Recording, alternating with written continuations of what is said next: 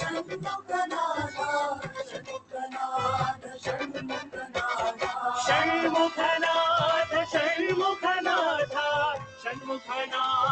षण्मुखनाथ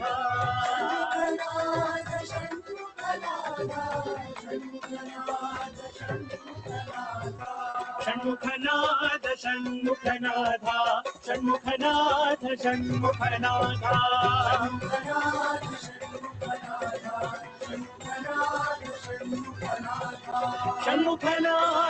षण्मुखनाथ षण्मुखनाथ षण्मुखनाथ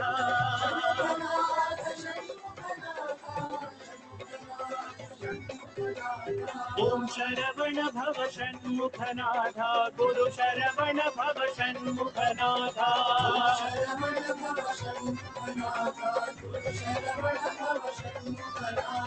ओम शरवण भव षण्मुखनाथ गुरु शरवण भव Shanmukhanath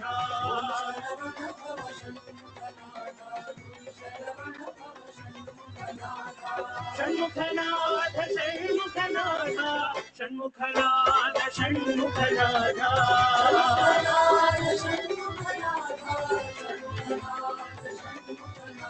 Shanmukhanath Shanmukhanath Shanmukhanath Shanmukhanath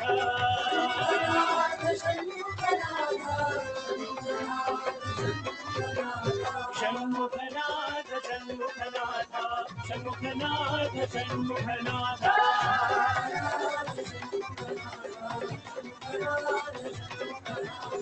Shanmukhanath Shanmukhanath Shanmukhanath Shanmukhanath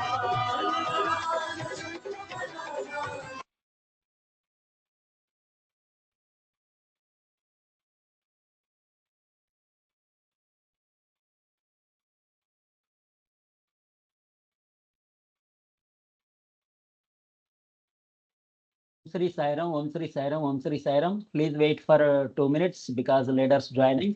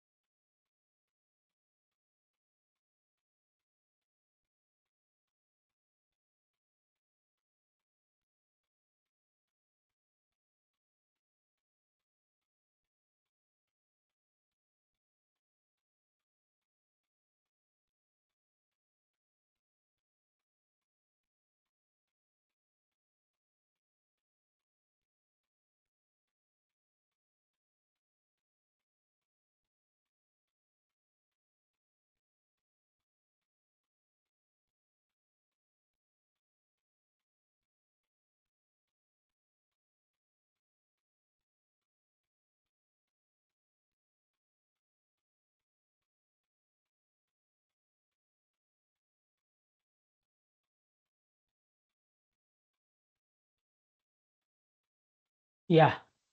Sairam, Sairam, Sairam, Sairam to everyone, Sairam to all.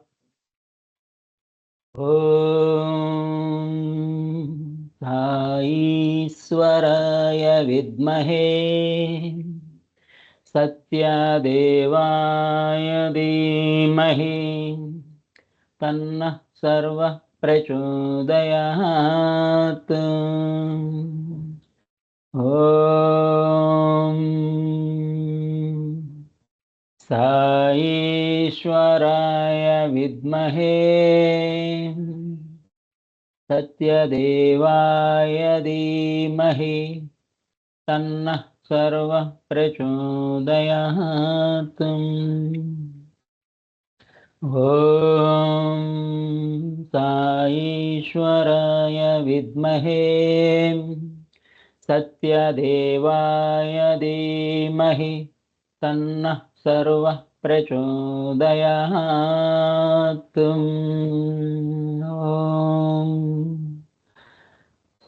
Sairam, Sairam, hi everyone, voice, document, everything okay? Sairam.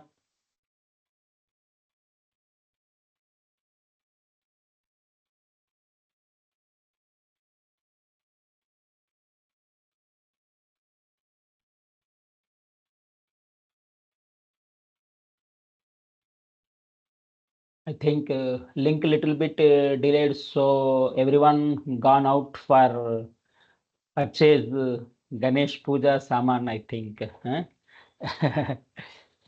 Okay. Yeah, yesterday topic we will do revise. Today very important topics, Andy.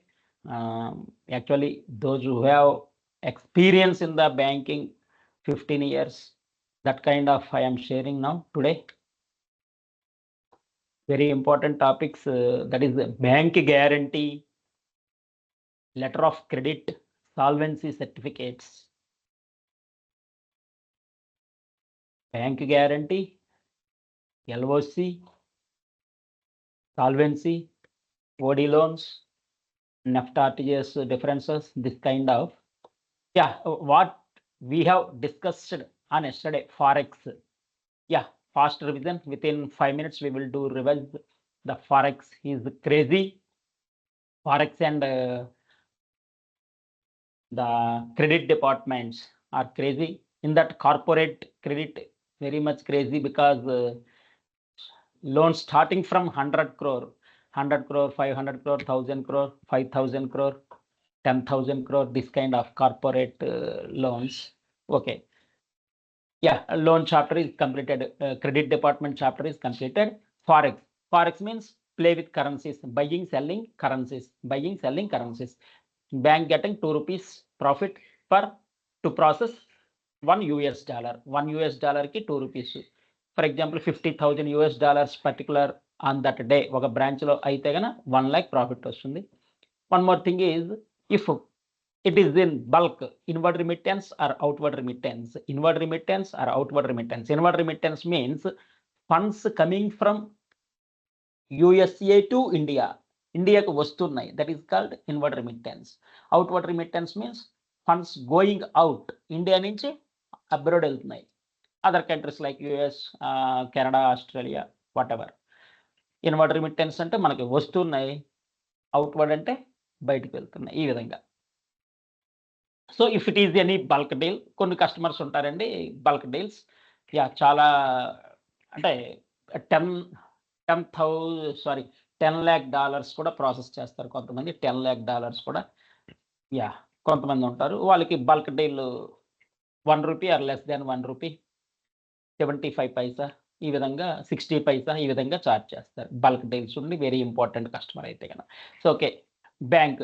What are the sources for bank branches? Inward outward remittance అంటే India to US, US to India, ఈ విధంగా. Students going to abroad for MS studies, US, Canada, Australia, ఈ విధంగా students university payment fees pay చేయాలి కాబట్టి 30 lakhs, 40 lakhs depends on university and location. GRE, TOEFL రాస్తారు US వెళ్ళడానికి, IELTS రాస్తారు Australia, ఈ విధంగా. Customers may purchase business machinery also. Business granite business ఇలాంటివి ఉన్నాయనుకోండి, మిషనరీ పర్చేస్ ఫ్రమ్ చైనా, ఈ విధంగా అదర్ కంట్రీస్ నుంచి. ఇంపోర్ట్ ఎక్స్పోర్ట్స్ ఉంటాయండి. అలాగే కాటన్ ఎక్స్పోర్ట్ అనేది చైనాకు ఉంటుంది, కాటన్ ఎక్స్పోర్ట్, ఈ విధంగా. Okay, before starting to abroad, trips, filling currency, credit card debit card లాగానే ఉంటుంది. It looks like credit card debit card, but the card name is forex card or multi currency card. Types of sources, currency exchange, travel, inward outward remittances, forex travel, business, education, medical, tie up with banks, authorised dealers, ఈ విధంగా yesterday we already covered. Important points, it is 24/7 because మనకు night అయితే యూఎస్లో day time ఆ విధంగా కాబట్టి 24/7 but 5 days, Monday to Friday ఈ విధంగా చెప్పుకున్నాం. మెయిన్గా బ్యాంక్స్, గవర్నమెంట్, కార్పొరేషన్, ట్రేడర్స్, ఈ విధంగా ఫారెక్స్ బిజినెస్ ఉంటుంది. Important question and answers I already shared that one. So అదొకసారి చూసుకోండి. ఇక్కడ what is the difference between spot, forward అన్నాడు. స్పాట్ అంటే immediate settlement, forward means future date ఈ విధంగా. Applications international trade, travel, tourism, ఎక్కువగా travel tourism, ఈ Thomas Cook and MakeMyTrip ఇలాంటివన్నీ travel tourism, international trade. Foreign investments, remittances, ఈ విధంగా. Uses currency conversion, exchange one currency for another, it is for profits, ఓవరాల్గా profits కోసమే.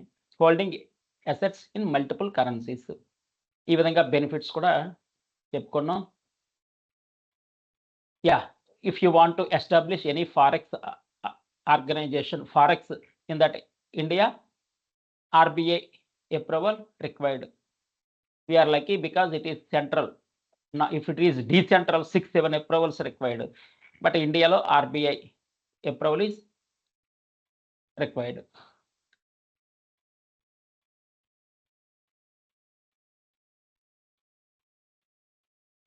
అలాగే ministry of finance, financial intelligence unit, ఈ విధంగా approvals required. ఒకరు ఇస్తే అందరూ ఇచ్చేస్తారండి. Summary, RBI approval, FMMC licence అంటారు, FFMC లైసెన్స్ అంటారు. ఇక్కడ ముఖ్యంగా సోర్సెస్ ఏంటి, currency exchange, remittances, forex cards, travel, ఈ విధంగా.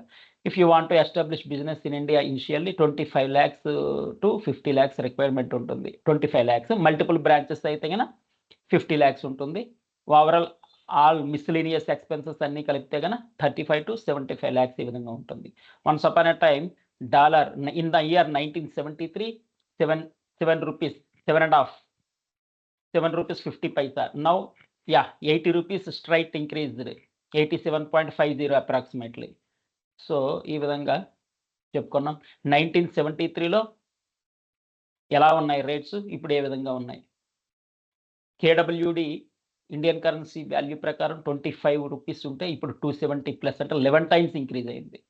BHD 20 అప్పట్లో, ఇప్పుడు 220 ప్లస్, 11 times ఇంక్రీజ్డ్. OMR 18 అప్పట్లో, 1973లో 18, 215 ప్లస్, 12 times ఇంక్రీజ్డ్. ఈ విధంగా చూసుకుంటా పోతే జపానీస్ 0.025, ఇప్పుడు 0.55, 22 times increased. So Indian currency అనేది day by day gradually decreasing. ఏం చేస్తాం అలా. Okay, observations. KWD, OMR, BHD are the strongest currencies against INR because top in the chart. US dollars 1973కి ఇప్పటికి 11 times increased. That time just 7 rupees 50 paisa, now 87 rupees. So 11 times increased. ఈ విధంగా Japanese అయితే Indian కరెన్సీకి 20 times increase అయింది అప్పట్లో ఉన్న రేటుకి. ఈ విధంగా summary. Yeah, not only banks, other corporates, MNCs also earning huge profits through forex. That companies are Infosys, TCS, Wipro, because they are exporting softwares, exporting pharma, Reddy Labs and Sun Pharma. Both are, all these are top 50 nifty top 50 companies. Petrochemical exports, Reliance అన్నిట్లో ఉంది. Jewellery exports, jewellery ఉంటాయిగా, ఖజానా, ఇవన్నీ చాలా ఉంటాయిగా. For example automobile, Bajaj, Tata Motors, exports. Through exports they are getting huge profits. ఈ విధంగా దాన్నే ఇక్కడ ఎక్స్ప్లెయిన్ చేశాడు. For example what are the industries, textile, oil కూడా, స్టీల్ అయితే JSW steel, Hindalco, Vedanta. Automobiles Tata Motors, TVS Motors, Bajaj, Motherson, Sumi. FMCG, ITC is the famous, ITC, Indian Tobacco. Travel and tourism, Make My Trip and Thomas Cook famous, both are famous. అలాగే Fox and Keynes famous. Remittance handling companies, remittance handling companies అంటే PayPal, Western Union, ఎక్కడికక్కడ మనం చూస్తాం Western Union, U A exchange, Thomas Cook, PayPal. ఈ విధంగా Western Union, Thomas Cook ఏ విధంగా అయితే పర్మిషన్స్, అప్రూవల్స్ తెచ్చుకున్నారో forex what they are doing observe చేసి అనాలిసిస్ చేసి మనం కూడా ఆర్బీఐ నుంచి పర్మిషన్ తెచ్చుకొని ఇక్కడ ఎస్టాబ్లిష్ ఫారెక్స్ కూడా ఎస్టాబ్లిష్ చేసుకోవచ్చు. If you want to analyse in depth forex currencies whatever, investing.com, RBI.com, XE.com, ఈ విధంగా ఇవన్నీ వెబ్సైట్స్ ఆల్రెడీ షేర్డ్ డాక్యుమెంట్. మనకి Indian stock exchanges, Bombay stock exchange BSE, national stock exchange NSE, అలాగో ఇక్కడ Dow Jones, S&P, Nasdaq, small cap, SAP, ఈ విధంగా పోతే DAX, AEX, euro, అలాగే PSI, ATX, BEL20, అలాగే TA35, Nikkei, Shanghai, Hong Kong, Hang Seng, Nifty 50, BSE Sensex. చూడండి ఎన్ని currencies ఉన్నాయి మనకు బాటంలో ఉన్నాయి. It depends on currency. Indian stock market trading versus forex trading సిమిలర్గా ఉంటాయి, but it is completely stocks. First Indian stock market చూసేద్దాం. Left side shares companies, TCS, Infosys, Wipro, Oracle, డైరెక్ట్గా షేర్స్ రిలయన్స్, NSE, BSEలో షేర్ చేస్తాం ఆ index. Regulation SEBI 9:15 to 3:30 Monday to Friday. Leverage మన దగ్గర 1 lakh ఉంటే కన్నా 5 lakhs ఇంట్రాడే కోసం, 5 lakhs, 10 lakhs ఈ విధంగా ఇస్తాడు ఇంట్రాడే. కానీ అందులో మాత్రం ×100, ×500 కూడా ఇస్తాడు లెవరేజ్. అంత లెవరేజ్ అనేది ఇట్స్ డేంజర్ కూడా, టూ మచ్ డేంజర్ కూడా. అయితే హిట్ లేకపోతే ఫట్ ఆ విధంగా ఉంటుంది. Next depends on company performance.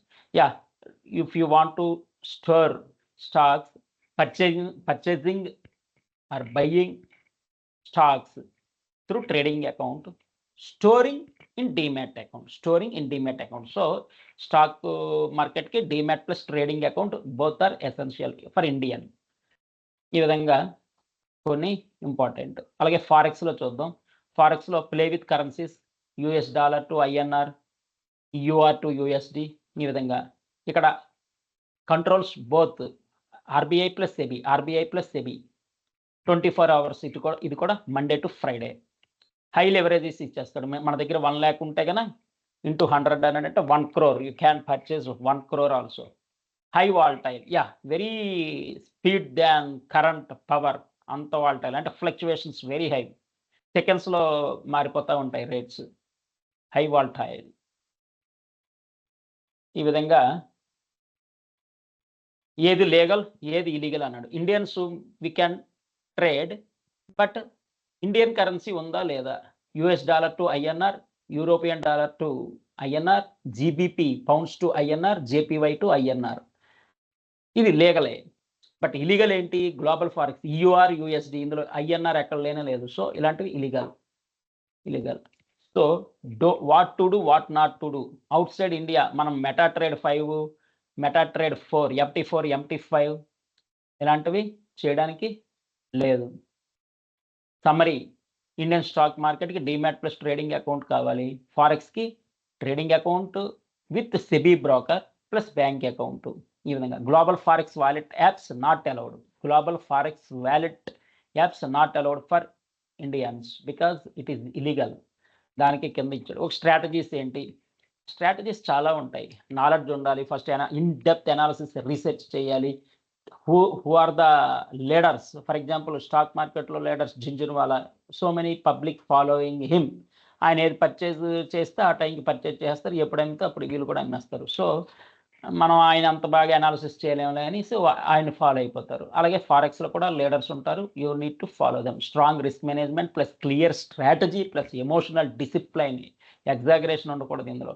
Continuous learning, ఇది knowledge is power. Risk management అంటే లెవరేజ్ అనేది లెవరేజ్ తక్కువ తీసుకోవాలి. 100 times అంటే 1 lakh ఉంటే 1 crore ఇస్తున్నాడని 1 crore తీసుకోవడం అనేది కరెక్ట్ కాదు. అలాగే స్టాప్ లాస్ పెట్టుకోవాలి. స్టాప్ లాస్ పెట్టుకుంటే మన మనీ అనేది రిస్క్ తగ్గుతుంది.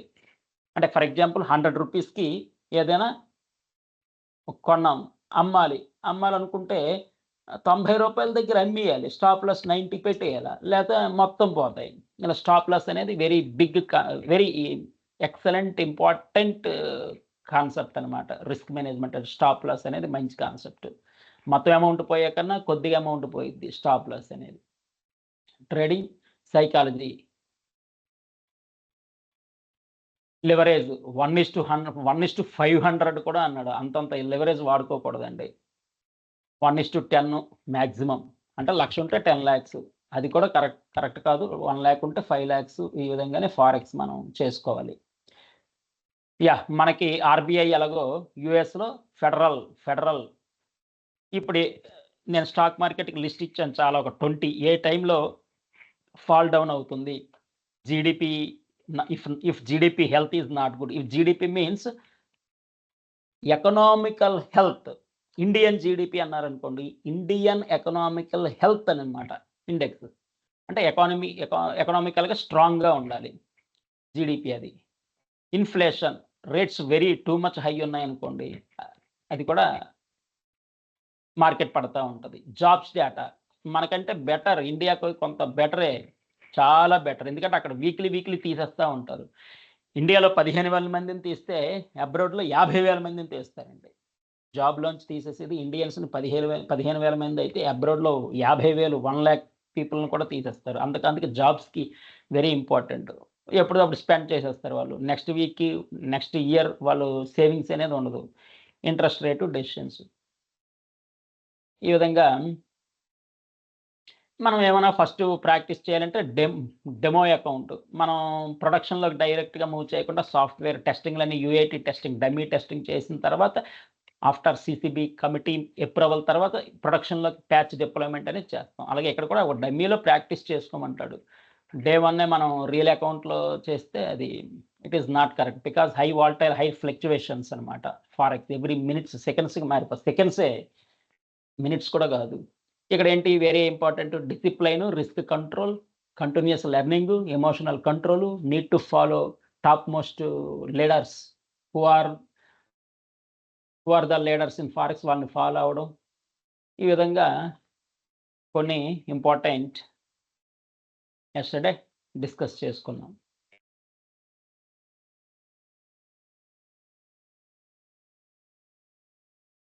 కొన్ని రిపీట్ అయ్యాయి. Anyhow, trade with discipline, follow strong strategies, manage risk like ఏ ప్రొఫెషనల్గా చేయాలి, బ్లైండ్గా చేయకూడదు. అలాగే ఐసిఐసిఐ డైరెక్ట్, హెచ్డిఎఫ్సి సెక్యూరిటీస్ వీళ్ళు నుంచి మనం ఫారెక్స్ ఇంట్రాడే చేసుకోవచ్చు అంటాడు. ఇంట్రాడే లాట్స్లు ఉంటాయండి. లాట్స్ 1000 యూనిట్స్, ఈ విధంగా లాట్స్ ఉంటాయి. లాట్స్ లెక్క తీసేసుకోవాలి ఫారెక్స్. 1 యూనిట్ 2 యూనిట్ అలా కాకుండా లాట్ సైజు 1000 యూనిట్స్ ఆ విధంగా ఉంటాయి, తీసేసుకోవచ్చు. కొంచెం ఇది ఇండియన్ స్టాక్ మార్కెట్ పరిచయం ఉన్న వాళ్ళకి ఫారెక్స్ ఈజీగానే అర్థమవుతుంది. సిమిలర్, నాట్ ఈక్వల్, సిమిలర్, కొంచెం సిమిలర్ అంతే. ఇగోండి, don't use international forex brokers.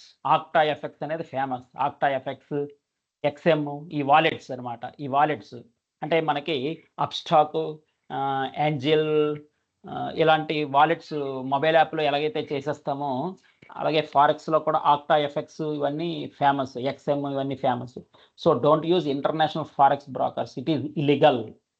So if you want to purchase anything, if you want to do anything financial transactions, ఏది కొన్నా ఏది చేసినా RBI, reserve bank of India approval ఉందా లేదా ముందు చెక్ చేసుకోవాలి.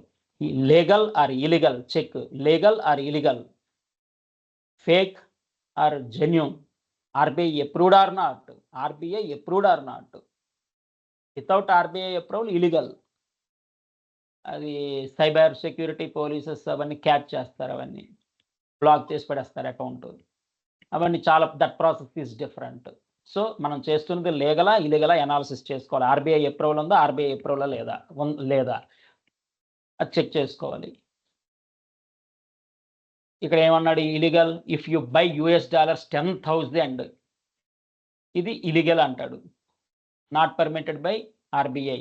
అంటే 2000 వరకు ఓకే, $2000 వరకు ఓకే, ఇది 10,000 అన్నాడు ఇలీగల్.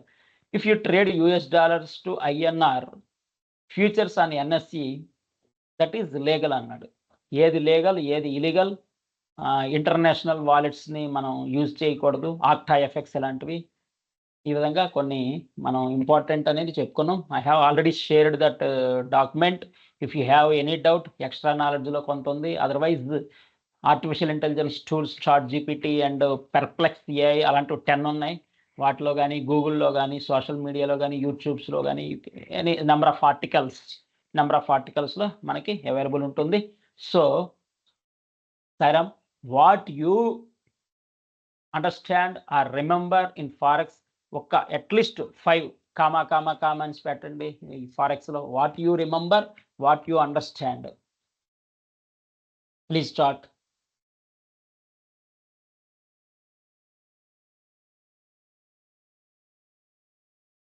అప్రూవల్స్ ఎవరి నుంచి కావాలి? For example RBI plus SEBI example. లేదా ఇలీగల్ ఏంటి? Octa FX, don't use Octa FX abroad wallets, అంటే other country wallets, global wallets. అలాగే ఫర్ ఎగ్జాంపుల్ బ్యాంక్స్లో what kind of sources of forex ఏంటి బ్యాంక్స్లో కానీ, ఇన్వర్డ్ అవుట్వర్డ్ రిమిట్టెన్సెస్ ఇవన్నీ చెప్పుకున్నాం కదా. Those who are going to MS, అది before starting to abroad, filling in the multi currency card, filling US dollars, Australian dollars ఏమైనా ఉంటాయి, కెనడా డాలర్స్ ఏవో ఉంటాయి కదా, అవన్నీ filling the multi currency cards, that is called forex cards. అవి leverage, timings మనం చాలా చెప్పుకున్నాం. Leverage, timings,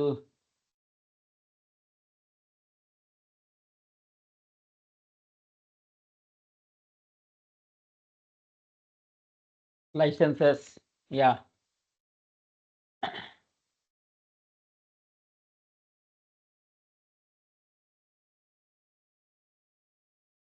come at least 5 points. What kind of wallets? అబ్బా ఇది బాగా గుర్తుంది ఈయనకి. $2 per US dollar.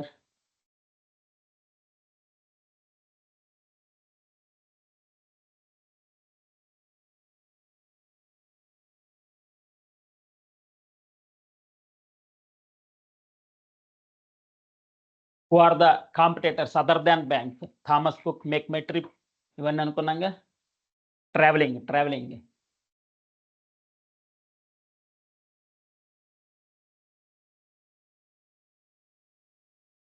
నాకు అట్లీస్ట్ ఒక 2-3 అయినా. Forex important. You are going to interview, they will ask. Leverage, forex, currency rates, remittances, very clever.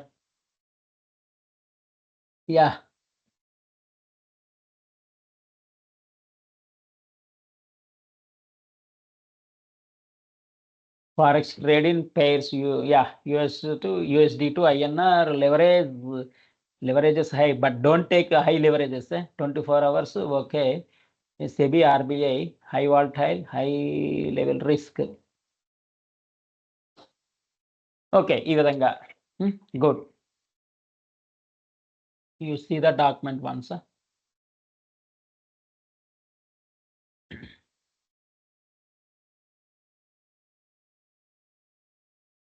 Today very important అండి, ఎందుకంటే ఇది కొంచెం హై లెవెల్కి వెళ్తాం.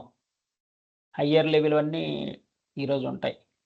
ఈ నెఫ్ట్ ఆర్టీజీఎస్ కాదు, హయ్యర్ లెవెల్ బ్యాంక్ గ్యారంటీస్ ఇలాంటివన్నీ కొంచెం ఎక్కువ కవర్ చేద్దాం. ఎందుకంటే next I would like to train artificial intelligence including tools. Artificial intelligence కొన్ని ఉన్నాయి, including tools, information technology main important chapters. At least if you get job in information technology డివిజన్లో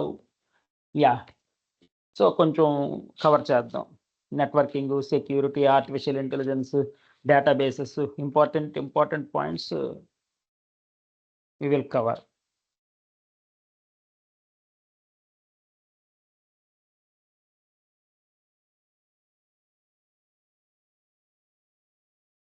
next ఇంకోటి ఏంటంటే స్మాల్ థింగ్, మనకి taxes పడతా ఉంటాయి జనరల్‌గా. మనం సెంట్రల్ గవర్నమెంట్‌కి పే చేసేస్తాం. For example 3 lakhs per annum tax పడింది. లేకపోతే 5 లాక్స్ ట్యాక్స్ పడిందనుకోండి. Why not to pay for Prashant Nilayam super speciality హాస్పిటల్‌కి 1000 క్రోర్ రిక్వైర్డ్ పెర్ మంత్. ఈ విధంగా హై ఎక్స్‌పెన్స్. మనం ఇక్కడ స్వామి యొక్క యూనివర్సిటీ ఉంది. యూనివర్సిటీకి సూపర్ స్పెషాలిటీ హాస్పిటల్స్ కూడా అదే ట్యాక్స్ అమౌంట్ ఇక్కడ మనం ఇవ్వచ్చు. ట్యాక్స్ అనవసరంగా సెంట్రల్ గవర్నమెంట్ మన ఫండ్స్ ఎటుపోతున్నాయో తెలీదు. అదే స్వామిదైతే సేవలు అద్భుతం, అద్వితీయం, అఖండం, అనంతం, అమోఘం. స్వామి యొక్క సేవలు అందరికీ తెలిసిందే. ఓకే. బ్యాంకింగ్‌లో what is the main difference between NEFT and RTGS? NEFT, RTGS, IMPS అని ఉంటాయి. నెఫ్ట్, ఆర్‌టిజిఎస్, ఐఎంపీఎస్ చెప్పుకున్నాం. డిఫరెన్సెస్ చెప్పుకోవాలి. ఐఎంపీఎస్ అంటే within seconds funds transfer within seconds. NEFT అంటే national electronic fund transfer, real time gross settlement. RTGS means real time gross settlement. NEFT ఏంటంటే hourly, half an hourly RBI cycles run చేస్తది. Reserve bank of India run cycles hourly, half అర్ధ గంటకోసారి hourly ఆ సైకిల్స్‌లో execute అవుద్ది. For example 9:30కి NEFT cycle execute అవుద్ది. 9:30కి అనుకోండి మార్నింగ్. 9:05కి ఒక ట్రాన్సాక్షన్ అయితే it must wait till 9:30. RBI cycle run అయ్యే వరకు అది వెయిటింగ్‌లోనే ఉంటుంది ఆ ట్రాన్సాక్షన్. ఆర్‌టిజిఎస్ ఇన్‌స్టాంట్ సెటిల్మెంటేనండి. Instant, no cycles. అలాగే NEFT slow, RTGS fast. No minimum limit, minimum 2 lakh required. అంటే 1 లాక్ ఆర్‌టిజిఎస్ చేయండి అంటే అవ్వదు. Minimum 2 lakh. Minimum 2 lakh. Maximum no maximum limits. ఈ విధంగా చార్జెస్‌లో కొంచెం high, RTGS high. 24/7, 24/7 it's okay. ఈ విధంగా మెయిన్ డిఫరెన్సెస్ ఏమనుకున్నాం? Slow, fast.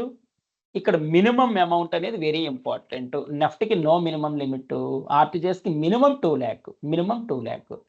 అబ్రివేషన్‌లో అడగొచ్చు. NEFT national electronic fund transfer, RTGS real time gross settlement.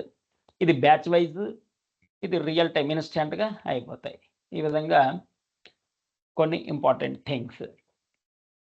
అలాగే ఈ కీ పాయింట్స్, బీఎఫ్ఎస్ఏలో కీ పాయింట్స్ ఇవన్నీ మీకు తెలిసినవి. ఎందుకంటే నేను already I have shared material, terminology, terms అవన్నీ షేర్ చేశాను. కొన్ని క్వెషన్ అండ్ ఆన్సర్స్ షేర్ చేశాను. మనం ఇది కవర్ అయ్యాయా లేదో చూసుకోండి అంతే just. Bank accepts deposits, RBI reserve bank of India saving account, అందులో డిపాజిట్ ప్లస్ ఇంట్రెస్ట్ వస్తుంది. ఒక 3 మంత్స్, ఎవ్రీ 3 మంత్స్, ఎవ్రీ 6 మంత్స్‌కి, ఎవ్రీ 3 మంత్స్‌కి ఎవ్రీ 3 మంత్స్‌కి 2.5 ఆర్ 3% చెప్పిన మనకి ఇంట్రెస్ట్ క్రెడిట్ అవుద్ది. ఇక్కడ డిఫరెన్సెస్ ఉంది. 1 లాక్ అనేది సేవింగ్ అకౌంట్‌లో వదిలేస్తే పెర్ ఇయర్ మనకి ఎంతొస్తుంది? అదే ఫిక్స్డ్ డిపాజిట్ చేస్తే ఎంతొస్తుంది? Point number 1. ఇవన్నీ కొంచెం మనం చెక్ చేసుకోవాలి. పోస్టల్‌లో ఇంకొంచెం ఎక్కువ హై రేట్స్ ఉంటాయి.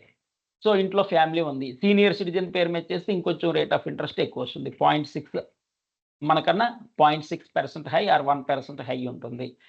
ఇలాంటివన్నీ మనం ఒక్కసారి చెక్ చేసుకోవాలి. Current account. It is for mainly business. Fixed deposit చెప్పుకున్నాం. What is the difference between fixed deposit and recurring deposit? Fixed deposit అంటే మన దగ్గర 1 లాక్ ఉంటే 1 లాక్ ఒకేసారి బల్క్ ఒకేసారి ఎఫ్‌డి పెట్టేస్తాం 1 ఇయర్‌కి అనుకుందాం ఎగ్జాంపుల్. రికరింగ్ అంటే అలా కాదు. 8,000 ఇంటూ 12 8,000, 8,000, 8,000, 8,000, 8,000 చొప్పున 1 ఇయర్ పాటు ఎవ్రీ మంత్ అనమాట. ఎవ్రీ మంత్ రికరింగ్ డిపాజిట్ అంటే అది.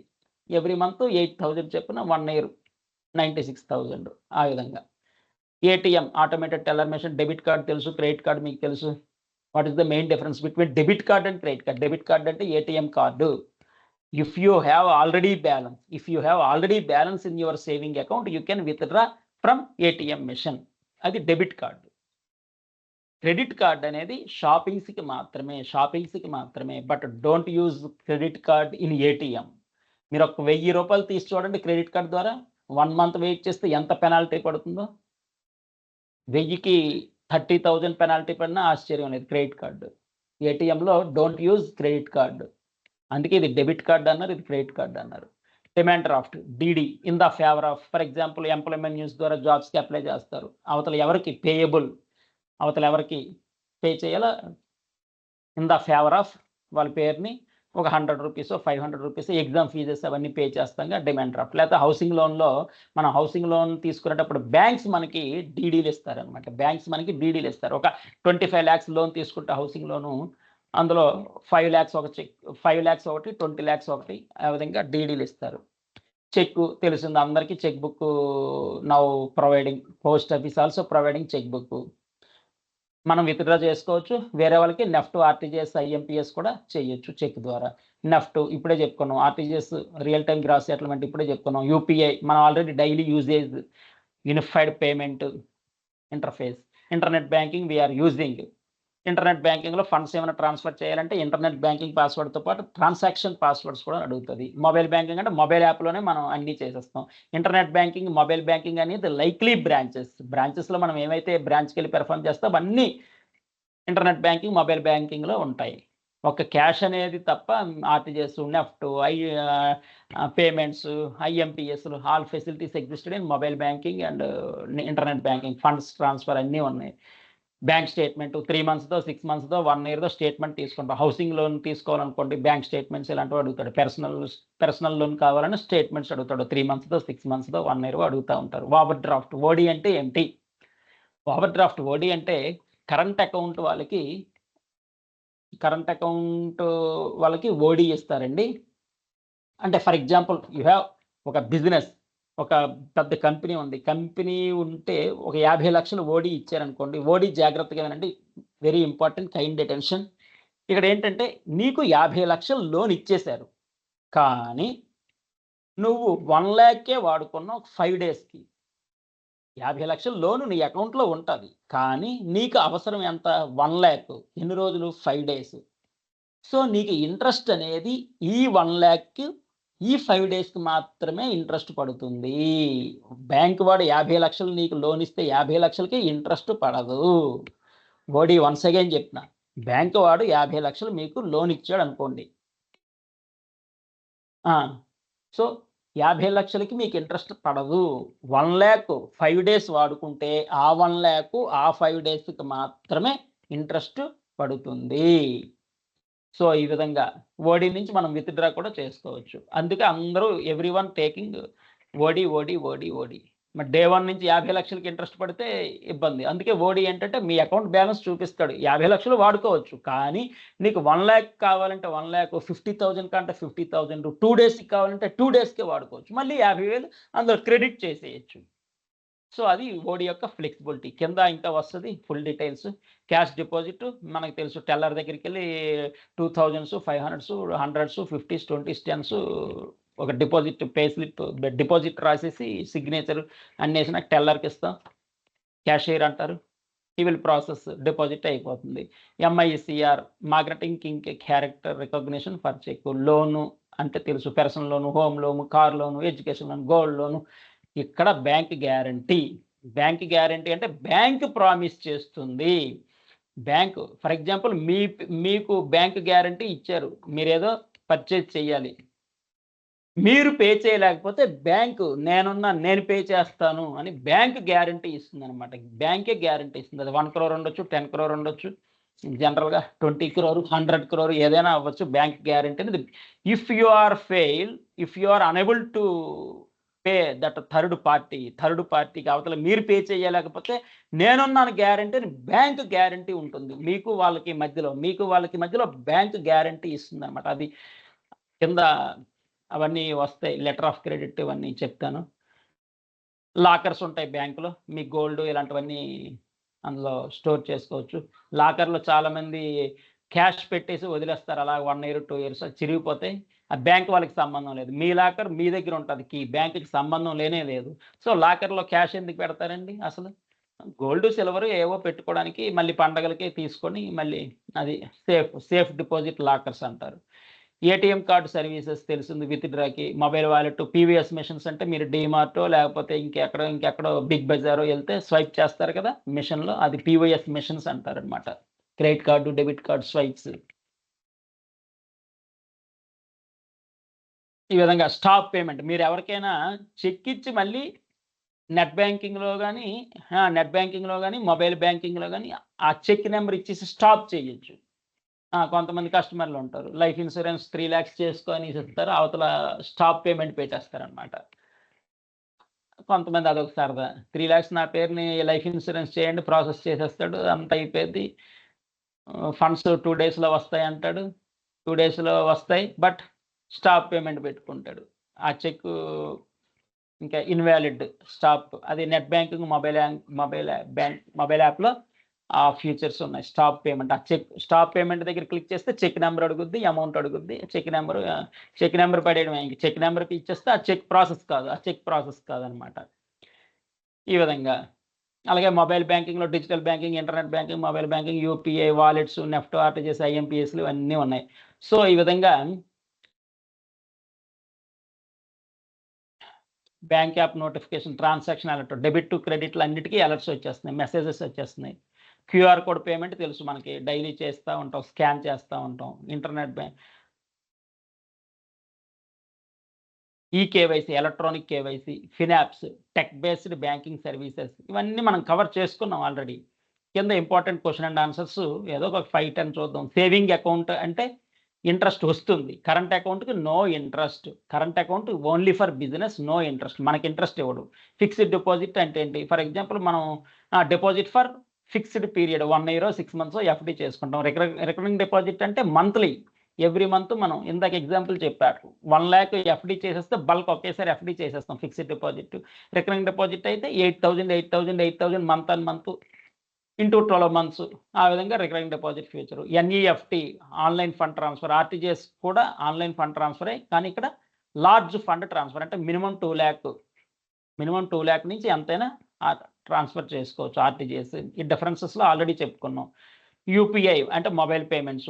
ATM provides cash withdraw deposits కూడా. ఇప్పుడు ఇదివరకు ఓన్లీ విత్డ్రా ఉండేది, ఇప్పుడు రీసైక్లర్స్ అంటారనమాట, విత్డ్రా డిపాజిట్స్ కూడా ఉన్నాయి. Internet banking, web based banking, mobile banking via mobile app, పేరులోనే ఉంది. డిమాండ్ డ్రాఫ్ట్ అంటే ఏంటి? Bank issued payment instrument. Cheque, return payment instrument అంటే మనకి సెల్ఫ్ 5 lakhs కావాలి, బ్యాలెన్స్ ఉందనుకో, సెల్ఫ్ 5 lakhs అంటే 5 lakhs తీసుకోవచ్చు, లేదా చెక్ ద్వారా ఆర్టీజీఎస్, నెఫ్ట్లు కింద ఒక ఫామ్ ఉంటుంది, నెఫ్ట్ ఆర్టీజీఎస్ ఫామ్ ఉంటుంది, అది ఫిల్ చేసేసి అవతల ఇన్ ద ఫేవర్ ఆఫ్ ఎవరికి ఫండ్స్ ట్రాన్స్ఫర్ అవ్వాలి, బెనిఫిషియరీ డీటెయిల్స్, వాళ్ళ పేరు, వాళ్ళ account number, bank IFSC code, bank name, address ఇవన్నీ రాసిస్తే కనుక మీ అకౌంట్ నుంచి వాళ్ళ అకౌంట్లో క్రెడిట్ అయిపోతాయి.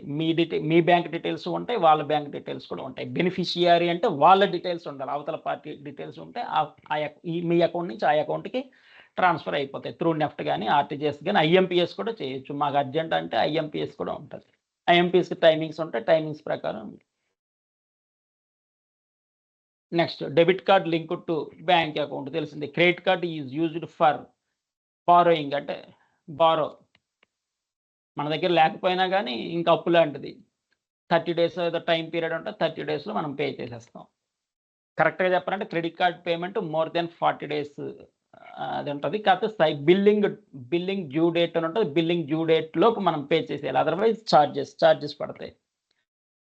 ATM, automated teller machine. UPI, unified payment interface. Mobile wallets, digital payments. Internet banking, ఇవన్నీ. Saving account is for deposits, withdraw రెండింటికి కూడా. ఈ విధంగా మనకి కొన్ని important already I have shared. అన్ని ఫండమెంటల్స్ అండి. Sairam, all are just NEFT అంటే ఏంటి, ఆర్టీజీఎస్ అంటే ఏంటి, ఏటీఎం అంటే ఏంటి, ఇవన్నీ small fundamentals. Understand right? Sairam, thumbs up please. ఇవన్నీ already shared question and answers మనం షేర్ చేసాం. 450 క్వశ్చన్ అండ్ ఆన్సర్స్లో ఉన్నాయి, మీరు చదివారు, నెంబర్ ఆఫ్ టైమ్స్ రివిజన్ చేసుకున్నాం. ఏటీఎం అంటే ఏంటి, నెఫ్ట్ అంటే ఏంటి, ఆర్టీజీఎస్ అంటే ఏంటి, చెక్ అంటే ఏంటి, మొబైల్ యాప్ అంటే ఏంటి, నెట్ బ్యాంకింగ్ అంటే ఏంటి, స్మాల్ డీడీ అంటే ఏంటి, ఈ విధంగా యు నో ఎవ్రీథింగ్. అయితే ఇక్కడ బ్యాంక్ గ్యారంటీ,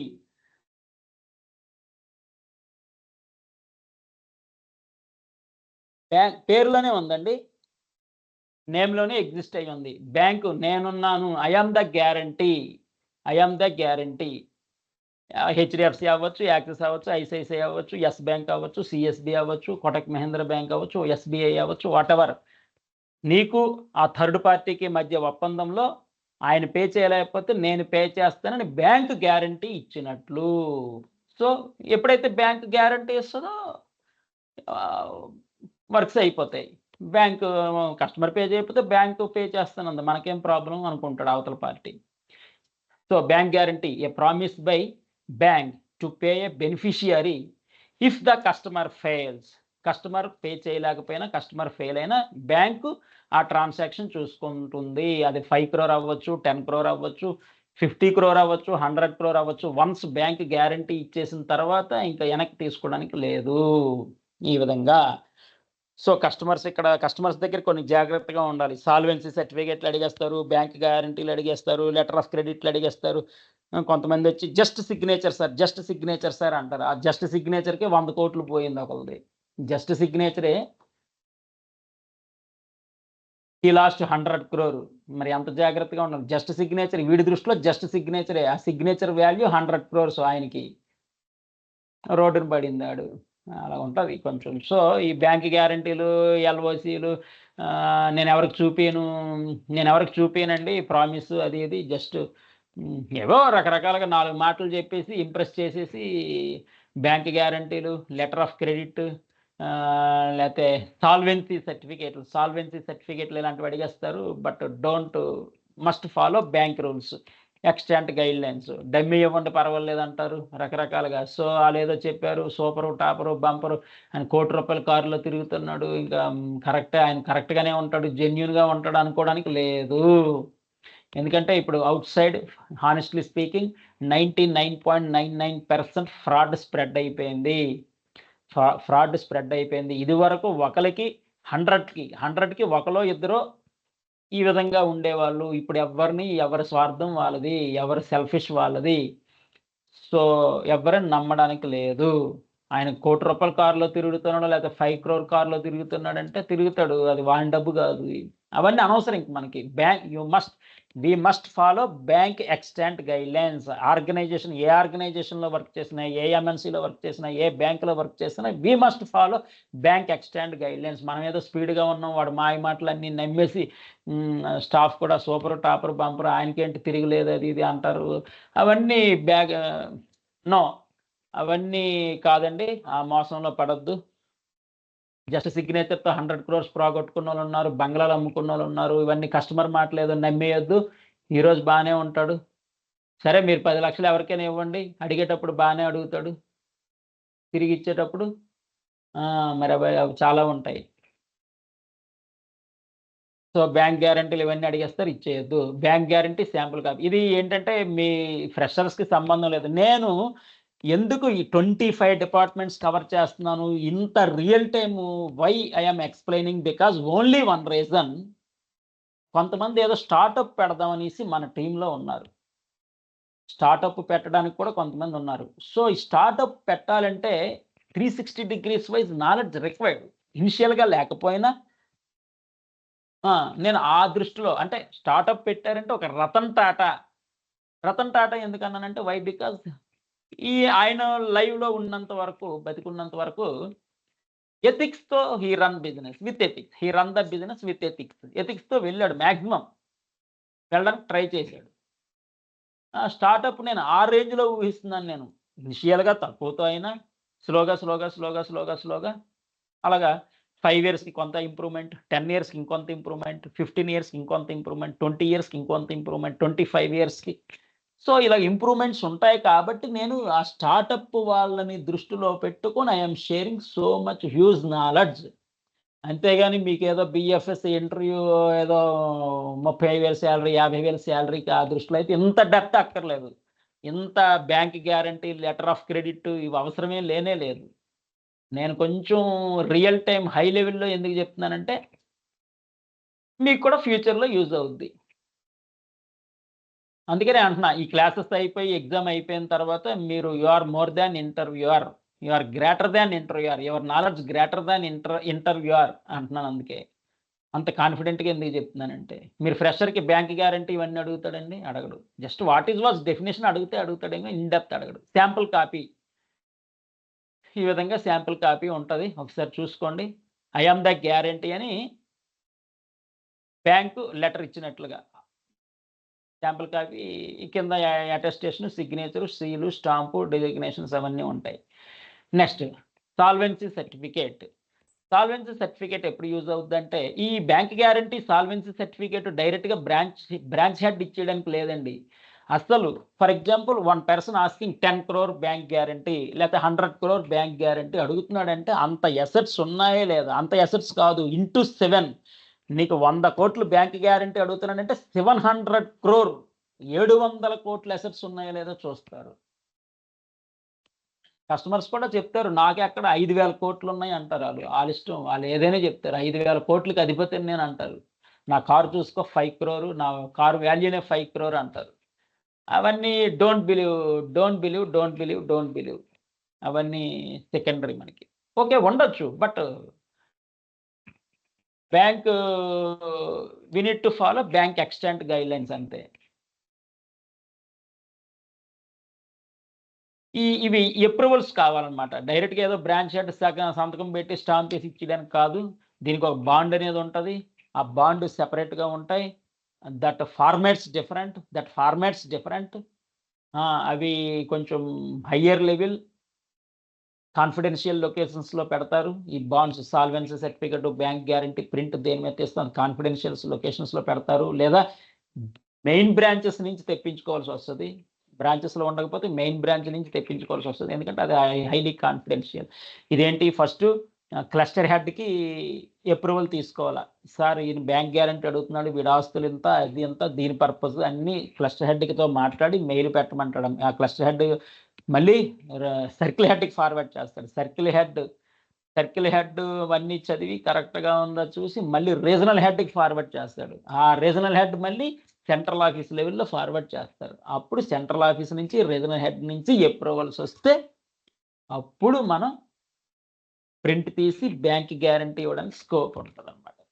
అంతేగాని డమ్మీ కూడా ఇవ్వకూడదండి. ఇక్కడ డమ్మీ కూడా ఇవ్వడానికి లేదు. నేను A4 షీట్ మీద ఇచ్చాను అనడానికి కూడా లేదండి, అస్సలు లేదు. మన personal is different, organization is different. సారం, I think everyone understanding or not? మన పర్సనల్ డిఫరెంట్, ప్రొఫెషనల్ డిఫరెంట్. ప్రొఫెషనల్లో you must follow organization extent guidelines అంతే. అదర్వైజ్ నేను ఎందుకు ఇన్నిసార్లు చెప్పానో ఆలోచించండి. అది సారం, అండర్స్టాండ్ బ్యాంక్ గ్యారంటీ. ఈ అప్రూవల్స్ అన్నీ ఉంటాయి. అంటే ఏ లెవెల్లో అప్రూవల్స్ ఉన్నాయి, క్లస్టర్ హెడ్తో మాట్లాడాలా, కన్విన్స్ చేయాలా, మెయిల్ పెట్టాలా, వాడు ఓకే అంటేనే మెయిల్ పెట్టాలా. వాడు మళ్ళీ సర్కిల్ హెడ్కి ఫార్వర్డ్ చేస్తాడు. వాడి కింద 150 బ్రాంచులు ఉంటాయి. Andhra circle head, Hyderabad circle head, ఈ విధంగా ఉంటాయి. వాడు మళ్ళీ రీజనల్ హెడ్కి ఫార్వర్డ్ చేస్తాడు, అప్రూవల్ కావాలని. ఈ అసెట్స్ అవి ఇవి ఉన్నాయా కాదా వెరిఫికేషన్, ఫీల్డ్ వెరిఫికేషన్స్ అవి ఇవి ఉంటాయి. అవి అయిన తర్వాత వాడు మళ్ళీ సెంట్రల్ ఆఫీసు ఇంచుమించు ఎండీ కాకపోయినా ఒక డైరెక్టర్ లెవెల్లో వాళ్ళు ఫార్వర్డ్ చేసి, ఇది ఇందుకోసం వీళ్ళకి బ్యాంక్ గ్యారంటీ కావాలి, ఈ పర్పస్ సాల్వెన్సీ సర్టిఫికేట్లు కావాలి, వీళ్ళకి ఇక్కడ ల్యాండ్స్ ఉన్నాయి, వీటి వాల్యూ ఎంత, ఇక్కడ బిజినెస్ ఉంది, వీటి వాల్యూ ఎంత, గత 5 years నుంచి ప్రాఫిట్స్ ఎంత, రెడీ ఇన్ హ్యాండ్ ప్రాజెక్ట్స్ ఇవి ఉన్నాయి, లేకపోతే హౌసెస్ ఉన్నాయి, హౌస్ యొక్క బిల్డింగ్స్ వైజాగ్, విజయవాడ, హైదరాబాద్ మెట్రోపాలిటన్ సిటీస్లో ఉన్నాయి, వాటి యొక్క ఆస్తుల విలువ ఇంత ట్యాక్సులు కడుతున్నారు, ఇంత మ్యాటర్ రాసి అప్పుడు అందరూ ఒప్పుకుంటే పైనుంచి అక్కడ సెంట్రల్ ఆఫీస్ వాడు ఒప్పుకోవాలి, డైరెక్టర్, తర్వాత రీజనల్ హెడ్ ఒప్పుకోవాలి, తర్వాత సర్కిల్ హెడ్ ఒప్పుకోవాలి, ఈ క్లస్టర్ హెడ్ ఒప్పుకోవాలి. వీళ్ళందరూ అప్రూవ్డ్ అని మెయిల్ ఇస్తే అప్పుడు మనం ప్రింట్ తీసి ఇవ్వడానికి ఉంటుంది. సో మీకు దా ఇంపార్టెన్స్ అర్థమైందా? బ్యాంక్ గ్యారంటీ ఎంత హయ్యర్ లెవెల్, ఎంత టాప్ లెవెల్ అర్థమైందా? Sairam, in approvals. Okay, kind attention please. Sairam, thumbs up. అది బ్యాంక్ గ్యారంటీ అంటే ఆ విధంగా ఉంటుంది. ఏదో అడిగాడు ఇచ్చేయడం కాదు. Don't give like that. అంతా ఏవేవో బోల్డ్ చెప్తారండి కస్టమర్స్, అవన్నీ నమ్మడానికి లేదు. Don't believe. నా కళ్ళతో నేను చూస్తున్నానండి. ఆయన 10 crore కారులో తిరుగుతాడు. వాడు కారులో తిరిగితే అవన్నీ ఇన్ డెప్త్ వాళ్ళకి చాలా ఉంటాయి. Why you believe. Next solvency certificates ఎక్కడంటే ఫర్ ఎగ్జాంపుల్ గవర్నమెంట్ కాంట్రాక్ట్స్ ఉంటాయి. లేకపోతే బిగ్ కాంట్రాక్ట్స్ ఉంటాయి. ఆ టైంలో సాల్వెన్సీ సర్టిఫికేట్ అడుగుతారు. ఒక 100 crore ప్రాజెక్టు, ఒక 100 కోట్ల ప్రాజెక్ట్ నీకు ఇస్తది గవర్నమెంట్ సాల్వెన్సీ సర్టిఫికేట్ ఇవ్వగలిగితే. సో అది కూడా బ్యాంకు మీ అసెట్స్, మీ బిల్డింగ్స్, మీ గత 10 years నుంచి హిస్టరీ, రికార్డు, ఎంత ట్యాక్స్ పే చేస్తున్నారు, ప్రాఫిట్స్‌లో ఉందా, లేదా, ఏంటి, సిబిల్ స్కోర్‌లు అన్నీ చెక్ చేసిన తర్వాత మళ్ళీ సేమ్ ఈయన ఒక 1 crore సాల్వెన్సీ అడుగుతున్నాడు, 10 crore సాల్వెన్సీ సర్టిఫికేట్ అడుగుతున్నారు. సార్ ఓవరాల్ అసెట్స్ ఎంతున్నాయి? సాల్వెన్సీ బ్యాంక్ గ్యారంటీ 1 crore ఇచ్చారంటే కనీసం వాళ్ళకి 10 crore అసెట్స్ ఉన్నాయా లేదా? 10 crore బ్యాంక్ గ్యారంటీ అన్నాడంటే 100 crore అసెట్స్ ఉన్నాయా లేదా? ఈ రేంజ్‌లో చూస్తది బ్యాంక్ కూడా.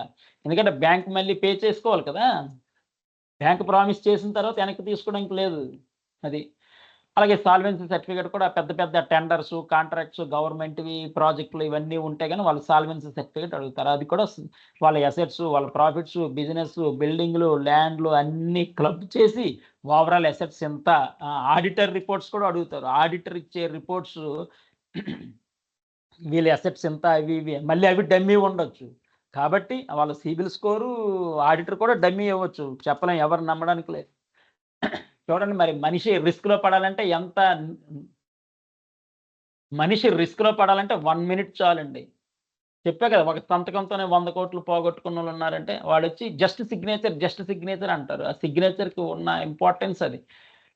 జస్ట్ సిగ్నేచర్ అని పెట్టేస్తే అది. సరే I'm understanding the severity. Yeah!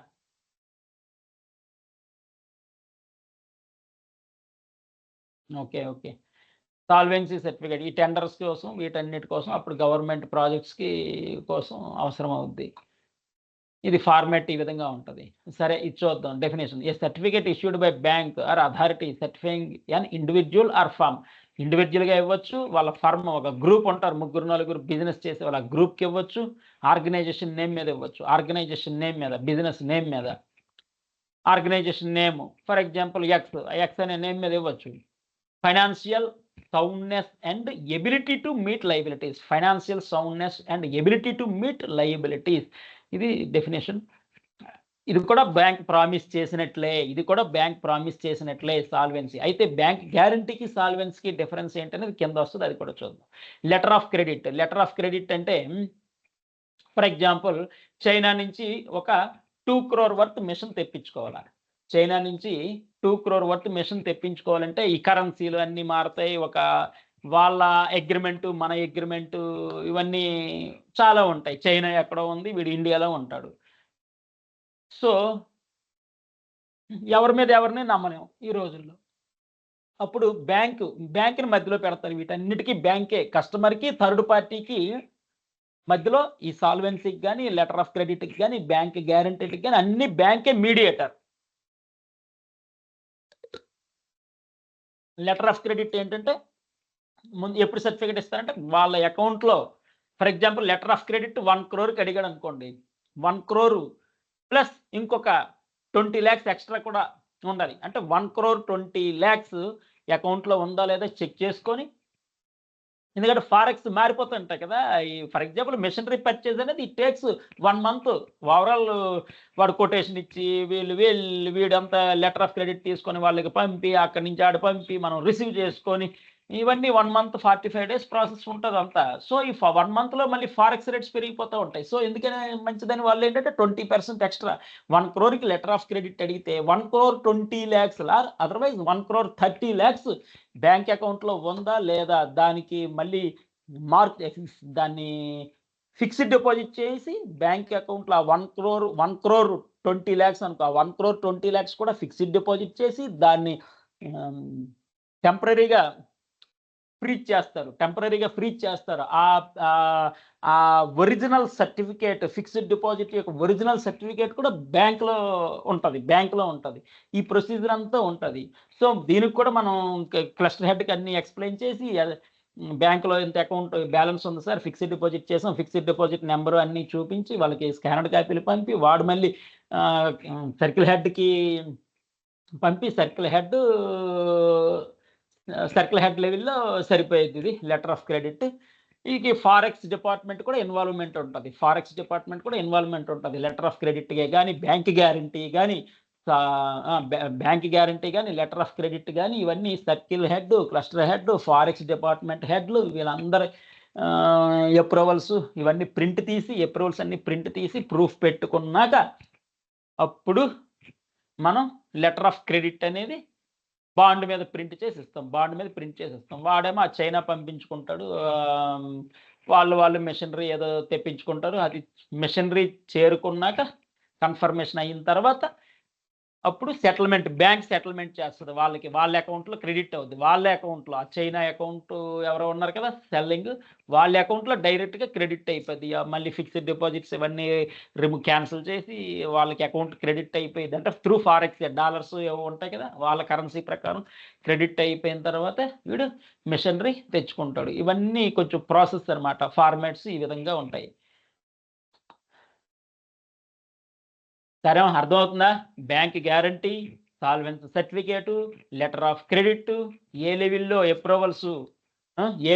Approvals ఇవన్నీ ఉంటాయో, ఎంత అసెట్స్ ఉండాలి, బిల్డింగ్సే కానీ, ల్యాండ్సే కానీ, హౌసెస్సే కానీ, ప్రాఫిట్సే కానీ, ట్యాక్స్లే కానీ ఇవన్నీ క్లబ్ చేసి మనం బ్యాంక్ గ్యారంటీ ఇవ్వచ్చా, ఎలిజిబిలిటీ ఉందా లేదా, ఉంటే ఎంత ఇవ్వచ్చు, లెటర్ ఆఫ్ క్రెడిట్ ఇవ్వచ్చా ఇవ్వకూడదా, రూల్స్ ప్రకారం మనకు ఒక లిస్ట్ ఉంటుంది, చెక్ లిస్ట్. ఆ చెక్ లిస్ట్ ప్రకారం అన్ని పెర్ఫామ్ అయిన తర్వాత ఇవ్వచ్చా ఇవ్వకూడదా, ఎంతకి ఇవ్వచ్చు, అలాగే సాల్వెన్సీ సర్టిఫికేట్ ఇవ్వచ్చా వద్దా, ఎంతకి ఇవ్వచ్చు సాల్వెన్సీ సర్టిఫికేట్, ఇవన్నీ ప్రూఫ్స్ పెట్టుకొని అప్పుడు మనం ఆ పర్మిషన్స్ అప్రూవల్స్ పైనుంచి central office director, regional head, circle head, cluster head వీళ్ళ అప్రూవల్స్ అన్నీ వచ్చిన తర్వాత మనం ప్రింట్ తీసి ఆ బాండ్ వేరే బాండ్స్ ఉంటాయి అన్నమాట. అవి డిఫరెంట్గా ఉంటాయి. ఆ బాండ్స్ అన్ని బ్రాంచెస్లో ఉండవు. మెయిన్ బ్రాంచ్ నుంచి తెప్పించుకోవాల్సి వస్తుంది కొన్ని.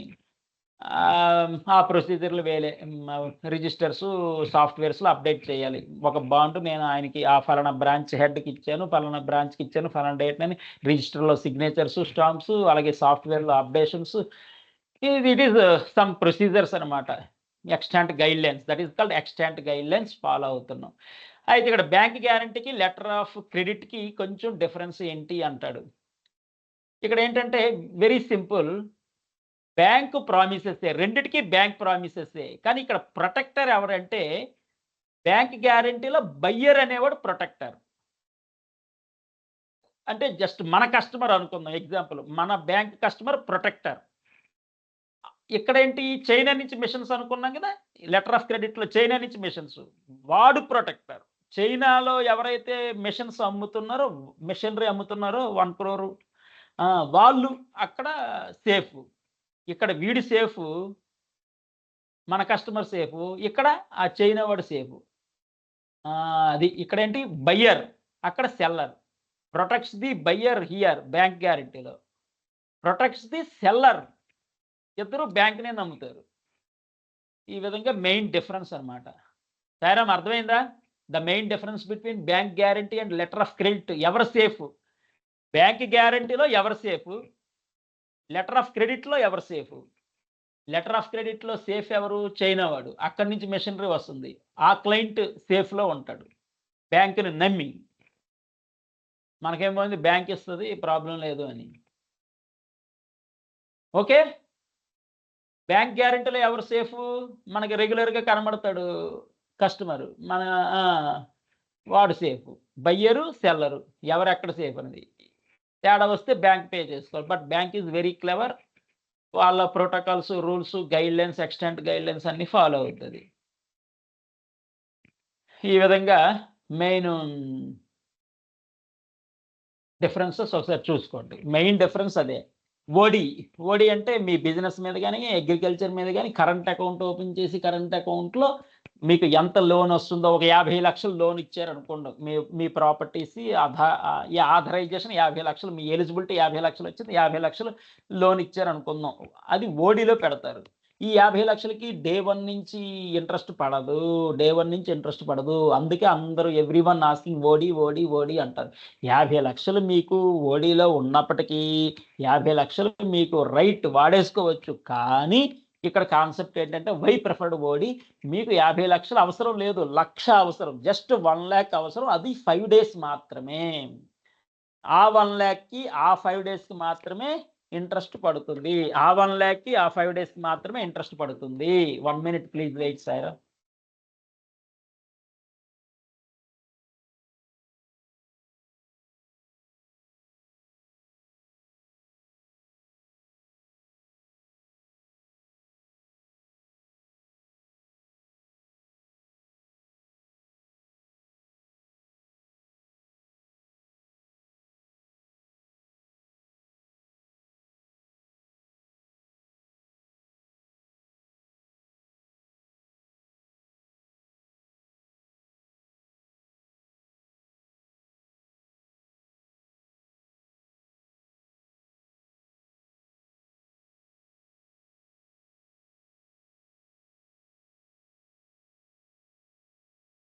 యాహ్! సాయిరామ్. సో, ఆయనకి ఓడి అంటే 50 లక్షలు అకౌంట్‌లో ఉన్నప్పటికి కూడా హి నీడ్ 1,00,000 5 డేస్. ఆ 1,00,000 5 డేస్‌కి మాత్రమే ఇంట్రెస్ట్ పడుతుంది. ఇంట్రెస్ట్ పే చేయాలి bank. That is the flexibility of OD. Advantages of OD. Sairam voice clear or not? Document okay or not? Confirmation please. OD గురించి చెప్పా. యాహ్! టుడే బ్యాంకింగ్స్ ఆ terminology important points, question and answers కొన్ని. అలాగే branch బ్యాంకింగ్‌లో ఏ విధంగా letter of credit, bank గ్యారంటీలు, solvency సర్టిఫికేట్లు, గవర్నమెంట్ టెండర్‌లు ఇలాంటివి పడతా ఉంటాయి. Tenders. Ah, letter of credit China నుంచి మెషినరీ తెచ్చుకోవాలి. ఆ ఎగ్జాంపుల్ ఇచ్చా. బ్యాంక్ గ్యారంటీ అది కూడా బిగ్ బిగ్ కాంట్రాక్ట్స్‌కి వాటికి వీటికి యూజ్ అవుద్ది. ఎవరు ఎక్కడ సేఫు? లెటర్ ఆఫ్ క్రెడిట్‌లో సెల్లర్ ఆ చైనా వాడు సేఫు. బ్యాంక్ గ్యారంటీలో ఈ బయ్యర్ అంటే మన కస్టమర్ సేఫ్. ఈ విధంగా కొన్ని డిఫరెన్సెస్ ఉన్నాయి. ఆ permissions, approvals, central office, regional head, cluster head, circle head ఇలాంతా అప్రూవల్స్ అయిన తర్వాత ఫార్మాట్ ప్రకారం ఇస్తాం. అంతవరకు అయిపోయింది. ఇంకా ఎక్కువ చెప్పినా మీరు కన్‌ఫ్యూజ్ అవుతారు. సో, ఇది అయిపోయింది. నెక్స్ట్ మూవ్ అవుదాం సాయిరాం. మీరు జస్ట్ టైప్ చేయండి Sairam. Bank guarantee comma, solvency certificate comma, letter of credit. At least ఇవి వెరీ వెరీ ఇంపార్టెంట్. అంత అప్రూవల్స్ తెచ్చుకొని it's very big process. Bank guarantee comma, solvency certificate comma, LOC. I want chart. Charting please. Bank guarantee comma, solvency certificate comma, LOC certificate. I received from only one person. ఎంత important అయ్యా ఇది. No one cover బీఎఫ్ఎస్ఏలో ఇది syllabus లేదు. But I would like to cover more syllabus real time. ఏమో ఒకళ్ళిద్దరు ఉంటారు. స్వామి ఒకళ్ళిద్దరి కోసం కూడా క్లాసులు పెట్టిస్తారు.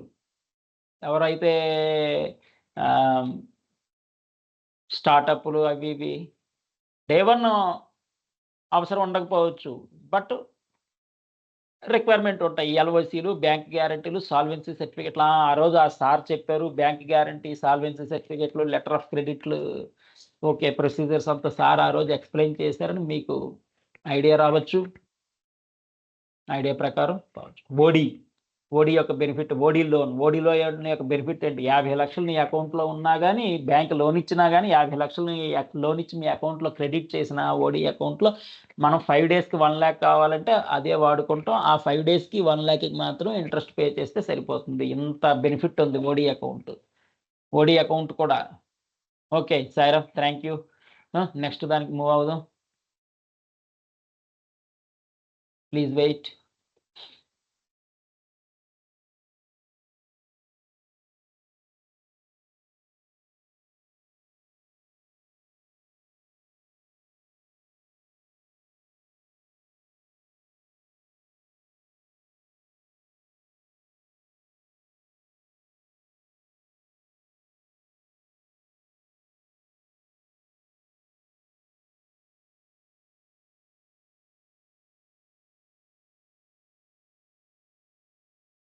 సరే ఇది కనబడుతుందా మీకు? Nifty 51 to 100 companies list displaying or not? Nifty 51 to 100 ఇది I would like to close in 2 minutes. ఇది 2 minutesలో క్లోజ్ చేస్తా. I would like to share it. ఏంటంటే చాలా ఉంది సిలబస్, ఇవన్నీ చదువుకుంటా పోతే I would like to share. You if you want you read it. ABB అంటే top 50 companies, for example TCS, Infosys, Wipro ఇలాంటివి చెప్పేసుకున్నాం. SBI, HDFC, Axis bank, ICICI bank ఇలాంటివి టాప్ 50. నిఫ్టీ నెక్స్ట్ 50 అంటారు షేర్ మార్కెట్లో. నిఫ్టీ నెక్స్ట్ 50 అన్నా 51 to 100 అన్నా సేమ్, 51 to 100 కంపెనీ అన్నా same. అందులో ఏబీబీ, అదానీ ఉన్నాయి చూడండి. ఇందులో ఈ అదానీ కూడా ఎందుకు పెరిగాయంటే ప్రైమ్ మినిస్టర్ ఉన్నంత వరకు ఇవి సేఫ్.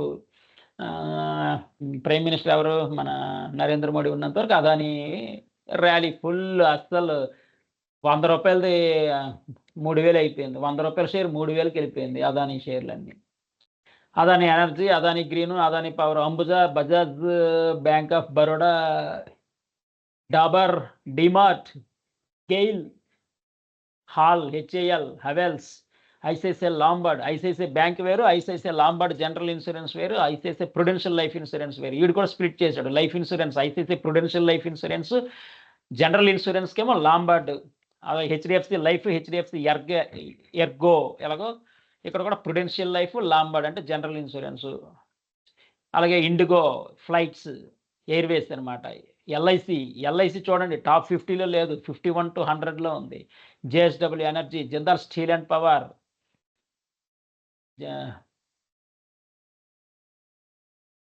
ఆర్ఈసి. సో ఈ విధంగా యునైటెడ్ స్ప్రైట్స్,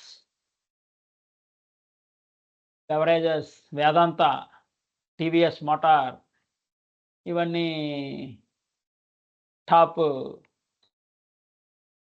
51 to 100 అనమాట. I would like to share. Sairam ఏమైనా 2 కంపెనీస్ టైప్ చేయగలరా? నిఫ్టీ నెక్స్ట్ 50లో ఒక 2 కంపెనీస్ టైప్ చేయగలరా? 50 చెప్పుకున్నాం, 50లో 2 at least.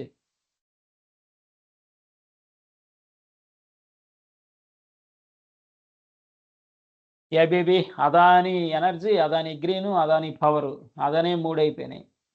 Bank of Baroda, Canara bank, బ్యాంకులు 2 ఉన్నాయి. అలాగే general insurance, ICICI life, ICICI Lombard general insurance, ICICI Prudential life, Indian hotels, Indian oil corporation, Jindal steel power, JSW energy, LIC అన్నీ ఫేమస్సే చూడండి, బట్ టాప్ 50లో లేవు. Tata power, LIC balance sheet very big. United spirits, Vedanta, Torrent pharma, TVS motor. సరే TCS, Infosys ఇందులో ఉందా?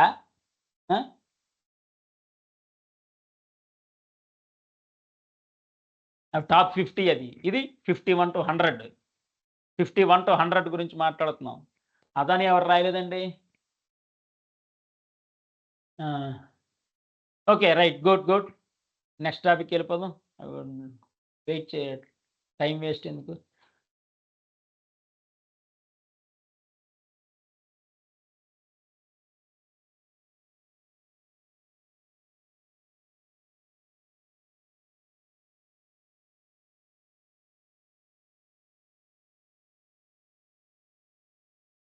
కొంచెం wait చేయండి బాస్. ఈరోజు ఇంకా చాలా సిలబస్ ఉంది. I would like to cover more syllabus. This batch is lucky, definitely, no doubt at all. This batch is lucky. I am covering huge syllabus, frankly speaking. Yeah, finance. నాకు కొన్ని appointments అవి ఉంటే అవన్నీ పక్కన పెట్టి సేవ పదే అనుకోకూడదు. స్వామి సేవ ఇచ్చారు, స్వామి వరం ఇచ్చారు, సేవ చేసుకోవాలంతే, అవన్నీ అనవసరం. స్వామి సేవ ఇంపార్టెంట్ అక్కడ. Yeah, finance is the management of money. ఇవన్నీ చెప్పుకున్నాం లేదో చూసుకోండి. ఫైనాన్స్ అంటే మనీ మేనేజ్మెంట్. అందులో సేవింగ్స్, ఇన్వెస్ట్మెంట్స్, బారోయింగ్, అప్పులు, ఈ విధంగా ఉంటాయి. పర్సనల్, కార్పొరేట్, పబ్లిక్, ఈ విధంగా అన్నాడు. సరే, పర్సనల్ ఫైనాన్స్లో ఏంటి? Income, expenses, savings, investment. For example మీకు శాలరీ వచ్చింది అనుకో, ఇన్కమ్. అందులో కొన్ని బిల్స్ పే చేయాలి. Electricity bill, credit card bill అవన్నీ ఎక్స్‌పెన్సెస్. ఇవన్నీ పోంగా మీకు సరే ఇన్వెస్ట్‌మెంట్స్. మీరు every month investment systematic investment plan index HDFC index ఫండ్‌లో మంచిది బెస్ట్ సిస్టమాటిక్ ఇన్వెస్ట్‌మెంట్ ప్లాన్ పెట్టుకున్నారు. 2 ఒక దాంట్లో 5000 ఇంకో దాంట్లో 5000 అవి ఇన్వెస్ట్‌మెంట్స్ అంటారు ఫర్ ఎగ్జాంపుల్. సేవింగ్స్ ఇవన్నీ పోంగా మనకు ఒక 20,000 మిగులుద్ది అదే సేవింగ్స్. హౌస్ రెంట్‌లు అన్నీ పోంగా ఈఎంఐలు అన్నీ పోంగా 20,000 మిగిలిందనుకో అది సేవింగ్స్. ఇది తెలిసిందే. Emergency funds, savings, investments already నేను బిగ్ చాప్టర్ చెప్పా. అందులో ఎఫ్‌డీలు ఉంటాయి, ఆర్‌డీలు ఉంటాయి, గవర్నమెంట్ బాండ్స్ ఉంటాయి, సిస్టమాటిక్ ఇన్వెస్ట్‌మెంట్ ప్లాన్స్ ఉంటాయి, మ్యూచువల్ ఫండ్స్ ఉంటాయి. ఇవన్నీ ఇన్వెస్ట్‌మెంట్సే. ఇన్స్యూరెన్సు ఇందులో లైఫ్ ఇన్స్యూరెన్స్ ఉంది, జనరల్ ఇన్స్యూరెన్స్ ఉంది. నేను జనరల్ ఇన్స్యూరెన్స్ చెప్పేస్తాను బాస్. మళ్ళీ మీకు ఇంపార్టెంట్ మర్చిపోవచ్చు. I don't want to forget general insurance story to real time చెప్పేస్తాను. General insurance for example Tata ఉంటది, రిలయన్స్ ఉంటాయి, ఐసిఐసిఐ ఉన్నాయి, హెచ్‌డిఎఫ్‌సి ఉన్నాయి. ఈ విధంగా ఉన్నాయి. ఇక్కడ క్యాష్ లెస్ హాస్పిటల్స్ అంటే నెట్వర్కింగ్ హాస్పిటల్‌లో ఉందా? అంటే విజయవాడ గాని, గుంటూరు గాని, హైదరాబాద్ గాని ఎవరైనా అటెండ్ అవ్వాలి. ఎక్స్ అనే పర్సన్ అటెండ్ అవ్వాలి. అటెండ్ అవ్వడం మీన్స్ అడ్మిట్ అవ్వాలి హాస్పిటల్‌లో ఎమర్జెన్సీ వచ్చింది. But he has insurance facility. Employee ఎక్కడో వర్క్ చేస్తున్నాడు కంపెనీలో ఇన్ఫోసిసో, టీసీఎస్‌ో లేకపోతే ఏదో బ్యాంక్‌లో వర్క్ చేస్తున్నాడు. He has general insurance health insurance ఉంది. సో, డాక్టర్‌కి చెప్పేయాలి. హెల్త్ ఇన్స్యూరెన్స్ ఉందండి కార్డ్ అని చూపించేయాలి. కార్డ్ అని చూపించేస్తే నెట్వర్కింగ్ హాస్పిటల్ లిస్ట్ ఇస్తారు. అందులో అన్ని హాస్పిటల్‌లో అన్ని డాక్టర్లు మనకు నచ్చకపోవచ్చు. ఏ డాక్టరు దీనికి బెటర్ ఎంక్వైరీ చేస్తాం, అనాలిసిస్ చేస్తాం, రీసెర్చ్ చేస్తాం. ఫలానా డాక్టర్ బెటరు. ఆ డాక్టర్ ఏ హాస్పిటల్‌లో వర్క్ చేస్తున్నారు? ఆ హాస్పిటల్ నెట్వర్కింగ్ హాస్పిటల్‌లో ఉందా లేదా? ఒకవేళ లేదు. సరే. ఒక వైజాగ్ తీసుకోండి, విజయవాడ తీసుకోండి, హైదరాబాద్ తీసుకోండి, ఇంకేమైనా గుంటూరు ఏదైనా తీసుకోండి ఫర్ ఎగ్జాంపుల్. అపోలో హాస్పిటల్ తీసుకోండి. అపోలో హాస్పిటల్‌లో మంచి డాక్టర్ ఉన్నాడు అనుకుందాం. ఫర్ ఎగ్జాంపుల్ మన ఫేమస్ డాక్టర్ ఉన్నాడు. నో ప్రాబ్లమ్ అనుకుందాం. సో, అపోలో అనేది బై డిఫాల్ట్ అన్ని హెల్త్ ఇన్స్యూరెన్సెస్ కవర్ అవుద్ది. So, that is called networking hospital. Cashless. మనం డాక్టర్‌కి చూపిస్తాం. డాక్టర్ ఏమో అకౌంట్స్ డిపార్ట్మెంట్‌కెళ్ళు అంటాడు. అకౌంట్స్ డిపార్ట్మెంట్‌లో మనం మెయిల్ పెట్టేయాలి ఫస్టు. మేము మన హెల్త్ కార్డ్ ఉంటే అన్ని ఎవ్రీథింగ్ మెయిల్ ఐడీస్ అన్నీ మనకి అందులో ఉంటాయి. వాళ్ళకి 1 లైన్ మెయిల్ డ్రాప్ చేసేస్తాం. ఇలాగే ఫలానా డేట్‌ని ఫలానా టైంకి ఈ డిసీజ్ కారణంగా అడ్మిట్ అయ్యారని డ్రాప్ చేసేస్తాం. సో, రిమైనింగ్ అంతా అకౌంట్ సెక్షన్‌లో మనకి ఇంక సంబంధం లేదు. If you give hand over insurance papers, ID cards, Aadhaar అన్నీ వాళ్ళకి హ్యాండ్ ఓవర్ చేసిన తర్వాత డాక్టర్, ఆ అకౌంట్స్ ఆఫీసర్, ఇన్స్యూరెన్స్‌కి సంబంధించిన ఆఫీసరు, డాక్టరు అక్కడ ఆ కంపెనీ హెచ్‌డిఎఫ్‌సి జనరల్ ఇన్సూరెన్స్ అయితే HDFC general insurance company, ICICI general insurance ICICI general health, star health అయితే స్టార్ హెల్త్, మెడి అసిస్ట్ అనేది అదో బ్రోకర్ లాగా. అంటే 20, 30 వాటిలకి మెడి అసిస్ట్ బ్రోకర్. ఆళ్ళు చూసుకుంటారు మనకు సంబంధం లేదు. ఇక్కడ నీకు ఎక్స్ అనే పర్సన్. ఈ ఎక్స్ అనే పర్సన్‌కి ట్రీట్మెంట్ అయిపోతానే ఉంటది. వాళ్ళు చూసుకుంటారు. ఫర్ ఎగ్జాంపుల్ ఎలిజిబిలిటీ 3,00,000 ఉందనుకోండి. వాళ్ళు కూడా చక్కగా 1,00,000తో అవ్వాల్సింది 3,00,000 చేస్తారు బిల్లింగ్ కూడా. Hospital is clever. 1,00,000తో అవ్వాల్సింది ఐసీయూలో పెట్టేసి, ఆక్సిజన్ ఎక్కించేసి, అది చేసి, ఇది చేసి, యాక్టింగ్ చేసేసి, బాగా డ్రామా ఆడేసి, మొత్తానికి ఆళ్ళు మొత్తం లాగేస్తారు. ఎలిజిబిలిటీ 3,00,000 ఉంటే 3,00,000, 5,00,000 ఉంటే 5,00,000 లాగేసిన ఆశ్చర్యం ఏమి లేదు. Nowadays it's common. But మనకనేది పాకెట్ నుంచి సింగిల్ పైసా కూడా ఖర్చవ్వదు. సమ్‌టైమ్స్ ఏంటంటే కొన్ని హెల్త్ ఇన్స్యూరెన్సెస్ 90% ఇస్తారు, 80% ఇస్తారు. ఆ 10%, 20% ఏమైనా గ్యాప్ ఉంటే పే చేసుకోవాల్సొస్తది. It depends on disease, doctor write up, ఆ టెర్మినాలజీ ఇవన్నీ చాలా ఉంటాయి. డాక్టర్ చూసుకుంటాడు. ఆ టెర్మినాలజీ ఏ విధంగా టెర్మినాలజీ పెడితే 100% క్లెయిమ్ వస్తది. వాళ్ళు చూసుకుంటారు. మనకు సంబంధం లేదు. ఎప్పుడు నెట్వర్కింగ్ హాస్పిటల్‌లో అడ్మిట్ అయితేనే. అలా కాదు నాకు నెట్వర్కింగ్ హాస్పిటల్ అక్కర్లేదు. ఈ 3,00,000 నేను పే చేసుకుంటా అని 3,00,000 పే చేసుకుంటే, ఆ బిల్స్ అన్నీ తీసుకొని క్లెయిమ్ పెట్టుకోవాలి. రీయింబర్స్‌మెంట్ అంటారు. క్లెయిమ్. జనరల్ ఇన్సూరెన్స్ వాడు ఒక 5 కిలోలు అడుగుతాడు డాక్యుమెంట్స్. ఈ 5 కిలోల డాక్యుమెంట్స్ మొత్తం తీసుకొని వాడికి పంపిస్తే ఇంకా అది లేదు, ఇది లేదు, ఇది లేదు, అది లేదు మెయిల్స్ పెడతాడు. మెయిల్స్ పెట్టిన తర్వాత మళ్ళీ హాస్పిటల్‌కి పరిగెట్టి, ఆ అకౌంట్ సెక్షన్ వాడి దగ్గరికి పరిగెట్టి, డాక్టర్ దగ్గర సంతకాలు తీసుకొని మళ్ళీ అవన్నీ అప్లోడ్ చేయి. It is big process. So ఏంటంటే ఉన్న హాస్పిటల్స్‌లోనే బెస్ట్ డాక్టర్ ఏ హాస్పిటల్‌లో ఉన్నాడు అక్కడ doctor important. Hospital is not important. Doctor important. ఆ డాక్టర్ ఏ హాస్పిటల్‌లో ఉన్నాడు ఆ నమ్మకం మీద పోవాలి. ఆ డాక్టర్ ఏ హాస్పిటల్‌లో ఉన్నాడో ఆ హాస్పిటల్‌లోనే ట్రీట్మెంట్ చేసుకోవాలి. అది networking coverage hospitals. Most of the famous hospitals అన్నీ నెట్వర్కింగ్‌లో ఉంటాయండి. నెట్వర్క్ హాస్పిటల్స్‌లోనే ఉంటాయి. ఈ రీయింబర్స్‌మెంట్ అనేది పెట్టుకోవద్దు, నెత్తి నొప్పి. అవి ఎప్పటికో వస్తాయి. వాడు 5 కిలోల డాక్యుమెంట్లు అడుగుతాడు, అవి ఇస్తారు, ఇవ్వరు అవన్నీ. సో బెస్ట్ ఏంటంటే నెట్వర్కింగ్ హాస్పిటల్‌లో అడ్మిట్ ఇంపార్టెంట్. ఇప్పుడు నేను చెప్పింది very, very, very important real లైఫ్‌లో. Sir I am understanding or not the CVRT and importance of health insurance very important. అందుకే నేను మళ్ళీ మర్చిపోయినా. ఫర్ ఎగ్జాంపుల్ విజయవాడ, గుంటూరు దగ్గరే. బట్ మీకు నచ్చిన డాక్టర్ మీకు గుంటూరు దగ్గర ఉంది. బట్ ఆ డాక్టర్ విజయవాడలో వర్క్ చేస్తున్నాడు అనుకో, విజయవాడ వెళ్ళిపోవాలి. డాక్టర్ ఇంపార్టెంట్ అక్కడ. Doctor very important. అది క్యాష్‌లెస్. ఆ డాక్టర్ క్యాష్‌లెస్ అంటే నెట్వర్కింగ్ హాస్పిటల్ లిస్ట్‌లో ఉంటే వీఆర్ లక్కీ. ఆ డాక్టర్ నెట్వర్కింగ్ హాస్పిటల్ లిస్ట్‌లో ఉంటే లక్కీ. ఈ విధంగా ఉంటాయి. నెక్స్ట్ ఎక్కడికో పోయాం. Personal finance, income, expenses, savings, investments, emergency funds, investments, insurance, credit score, loans, credit cards ఇవన్నీ ఆల్రెడీ చెప్పేసుకున్నాం. Corporate finance, debit, equity, dividend, working capital అంటే current assets minus current liabilities. ఇక్కడ చూడండి, ఈక్విటీ అంటే స్టాక్ మీద direct TCS, Infosys అలాంటి stock మీద పెట్టేయడం. డివిడెండ్ అంటే ఏంటంటే ఇక్కడ 2 రకాలండి. వచ్చిన ప్రాఫిట్‌ని you purchased mutual fund. Every month ఆ ప్రాఫిట్ అనేది ఉంటది. ఆ ప్రాఫిట్‌ని ఇన్వెస్ట్ చేయడం వేరు. మళ్ళీ వేరు. మ్యూచువల్ ఫండ్ వాల్యూ రూ. 10 ఉందనుకుందాం. నీకు రూ. 20 ప్రాఫిట్ ఇచ్చాడు. ఆ రూ. 20కి ఇంకొక 2 యూనిట్లు వస్తాయి. ఇంకొక 2 యూనిట్స్ కొనేయడం వేరు. లేదా ఆ రూ. 20 ప్రాఫిట్ మీ అకౌంట్‌లోకి వచ్చింది వేరు. డివిడెండ్ అంటే ఆ ప్రాఫిట్‌ని మీ అకౌంట్‌లో ఏసేస్తా ఉంటాడు. Month on month. అలా పెట్టుకుంటారు కొంతమంది. అలా కాదు, నాకు గ్రోత్ కాదు, వచ్చిన ప్రాఫిట్‌ని కూడా ఇన్వెస్ట్ చేయాలనుకుంటున్నాను. అది గ్రోత్. వచ్చిన ప్రాఫిట్‌ని కూడా ఇన్వెస్ట్ చేయాలనుకుంటున్నాను అనేది గ్రోత్. అవన్నీ మ్యూచువల్ ఫండ్స్‌ని బట్టి ఉంటది. బ్యాంకింగ్ ఫైనాన్షియల్‌లో సెంట్రల్ బ్యాంక్స్ అంటే ఇండియాకి రిజర్వ్ బ్యాంక్ ఆఫ్ ఇండియానే. యూఎస్ఏకి అయితే ఫెడరల్ రిజర్వ్. ఫెడరల్ బ్యాంక్ అంటారు. ఫెడ్ అంటారనమాట.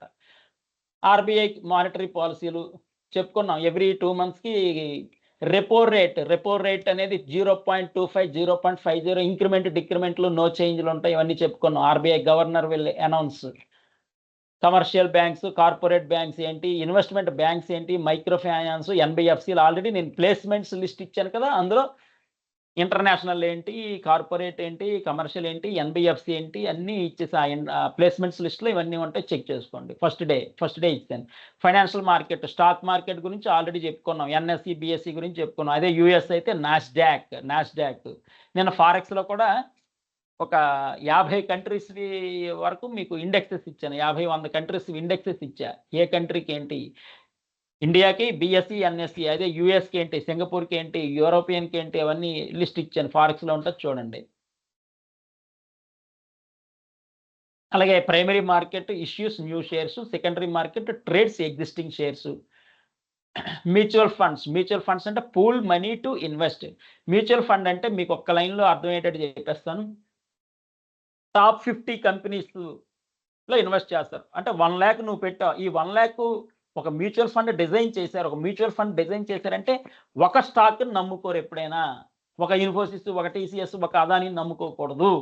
అందుకో టాప్ 50 కంపెనీస్, టాప్ 100 కంపెనీస్ ఆ పర్సెంటేజ్‌లు తీసుకుంటారు. టీసీఎస్ కంపెనీకి 10%, ఇన్ఫోసిస్ కంపెనీకి 10%, హెచ్‌డిఎఫ్‌సి 20%, యాక్సిస్ 5%, ఐసీఐసీఐ 10%.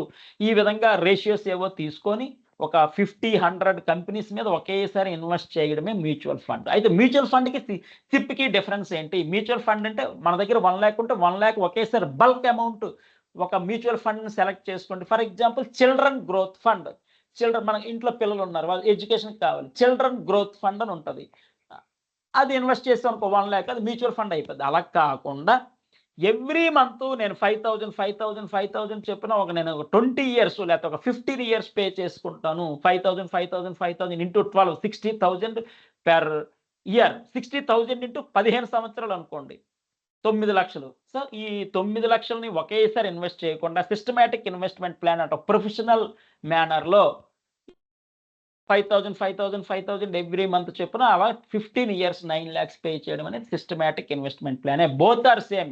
బల్క్ అయితే మ్యూచువల్ ఫండ్ ఎవ్రీ మంత్ అది సిస్టమేటిక్గా ఇన్వెస్ట్ చేస్తాం. That is called systematic investment plan. Investments fixed deposits గురించి చెప్పుకున్నాం, బాండ్స్ అంటే గవర్నమెంట్ బాండ్స్ చెప్పుకున్నాం, stocks Infosys, TCS, Wipro, HDFC, SBI, Axis ఇవన్నీ స్టాక్స్ చెప్పుకున్నాం. మ్యూచువల్ ఫండ్స్ ఇప్పుడే చెప్పాను. రియల్ ఎస్టేటు, మీ బిల్డింగ్స్, ఫిక్స్డ్ అసెట్స్, మీ lands, buildings, real estate, gold అందరికీ తెలిసిందే. సిప్ ఇక్కడ చూడండి, SIP is a systematic investment in mutual funds. Systematic investment mutual ఫండ్స్లోనే ఎవ్రీ మంత్ 5,000 అలా. ఇండెక్స్ ఫండ్స్ హయ్యెస్ట్ మనకి రావాలంటే ఇండెక్స్ ఫండ్స్ ఆల్రెడీ చెప్పుకున్నాం. Sensex, Nifty related mutual funds ఉన్నాయి. అవి లింకులు ఇచ్చాను, ఒక 50 ఇచ్చాను మీకు ఆల్రెడీ. ఇన్వెస్ట్మెంట్ అవన్నీ డాక్యుమెంట్స్ ఓపెన్ చేసి చదివితే బాగుంటుంది. ఎందుకంటే mutual funds, systematic investment plans మార్కెట్లో 5,000 మోర్ దెన్ 5,000 ఉన్నాయి. 5,000 మనం అనాలిసిస్ చేసి రీసెర్చ్ చేయలేం కాబట్టి 1% ఒక 50 వరకు నేను ఇండెక్స్ ఫండ్స్ అన్ని ఇచ్చాను. టాప్ హై రిటర్న్స్ వచ్చే వాటిలో ఇన్వెస్ట్ చేసుకోవడమే. Share for example risk and return, high risk high returns, share market example చెప్పుకున్నాం.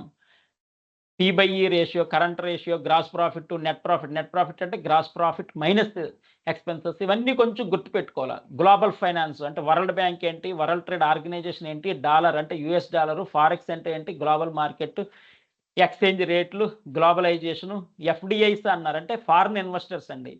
ఫారిన్ కంపెనీస్ ఇన్వెస్టింగ్ లోకల్లీ అంటే ఇండియన్ కంపెనీ TCS, ఇన్ఫోసిస్ ఉన్నాయి, అమెరికా వాళ్ళు ఇక్కడ ఇన్వెస్ట్ చేస్తారు. ICICI, HDFC బ్యాంక్ మీద అమెరికా వాళ్ళు ఇన్వెస్ట్ చేస్తారు. అది ఎగ్జాంపుల్. అంటే ఫారిన్ ఇన్వెస్టర్స్ మన కంపెనీస్ మీద ఇన్వెస్ట్ చేయడాన్ని FDIs, FIIs అని అంటారు.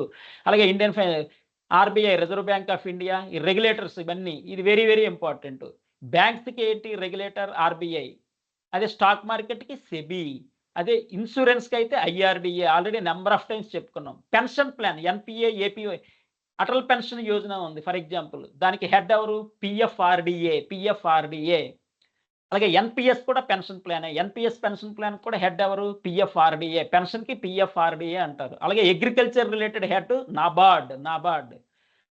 ఫైనాన్షియల్ స్మాల్ బిజినెస్కి హెడ్ SIDBI. GST అంటే goods and service tax. What is GST అని అడగొచ్చు ఇంటర్వ్యూలో.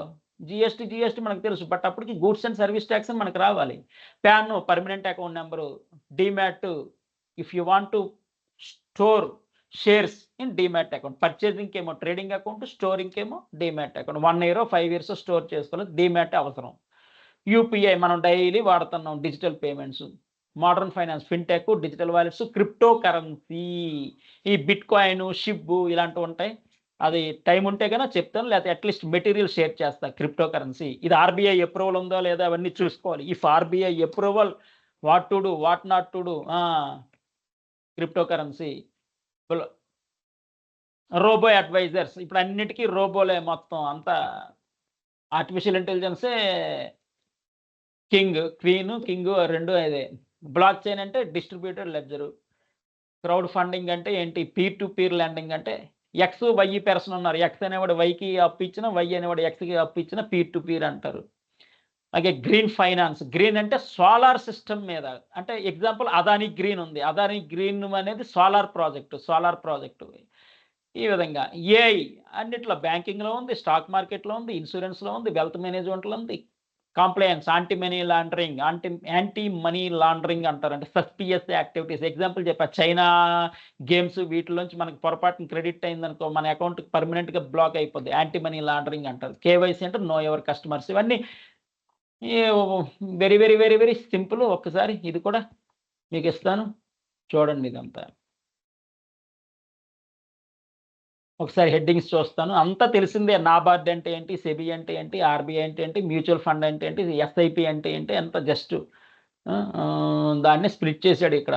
Basics of finance, personal finance, corporate finance, banking and finance, financial markets, investments అన్నీ చెప్పుకున్నాం. బట్ ఇదే స్ప్లిట్టింగ్ అంటే just global world bank, WTO organization, forex, ఎఫ్డిఐలు, RBI, SEBI, IRDA, PFRDA, NABARD, ఇంతవరకు వీళ్ళంతా హెడ్స్. బ్యాంక్స్కి హెడ్ ఒకరైతే, స్టాక్ మార్కెట్కి హెడ్ సెబీ అయితే, ఇన్సూరెన్స్కి హెడ్ ఐఆర్డిఏ అయితే, పెన్షన్ రిలేటెడ్ పిఎఫ్ఆర్డిఏ అయితే, అగ్రికల్చర్ హెడ్ నాబార్డ్. ఈ విధంగా డీమ్యాట్ ఆల్రెడీ చాలాసార్లు చెప్పుకున్నాం. ప్యాను, జిఎస్టీలు, ట్రేడింగ్ అకౌంట్ నెంబర్లు, డిజిటల్ వాలెట్లు, క్రిప్టో కరెన్సీలు, AI involvement, banking, stock market, insurance, wealth management, compliance అన్నిట్లో artificial intelligence using. I think everyone understanding, right? Sairam, Sairam, very simple. Just what is what, one line abbreviations. Thumbs up please. కొంచెం wait చేయండి, exam దగ్గర పడుతుంది కాబట్టి నేను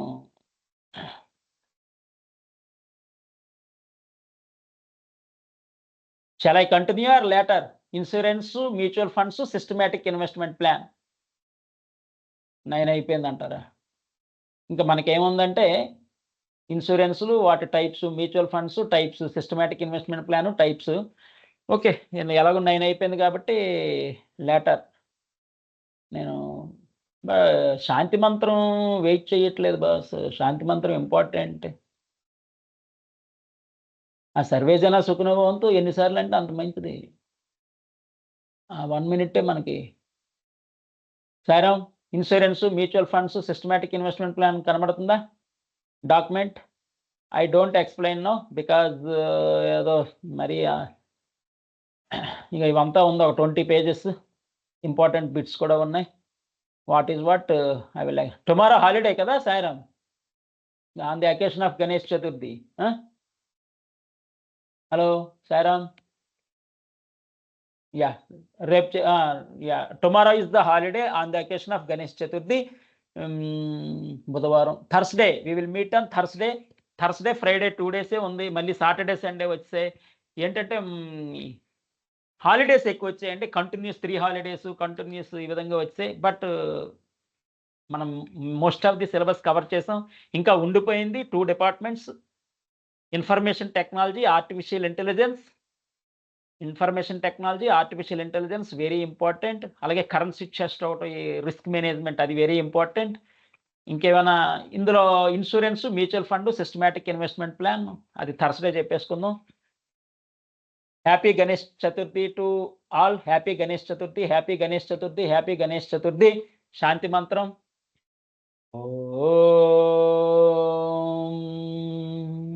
శాంతి శాంతి శాంతి.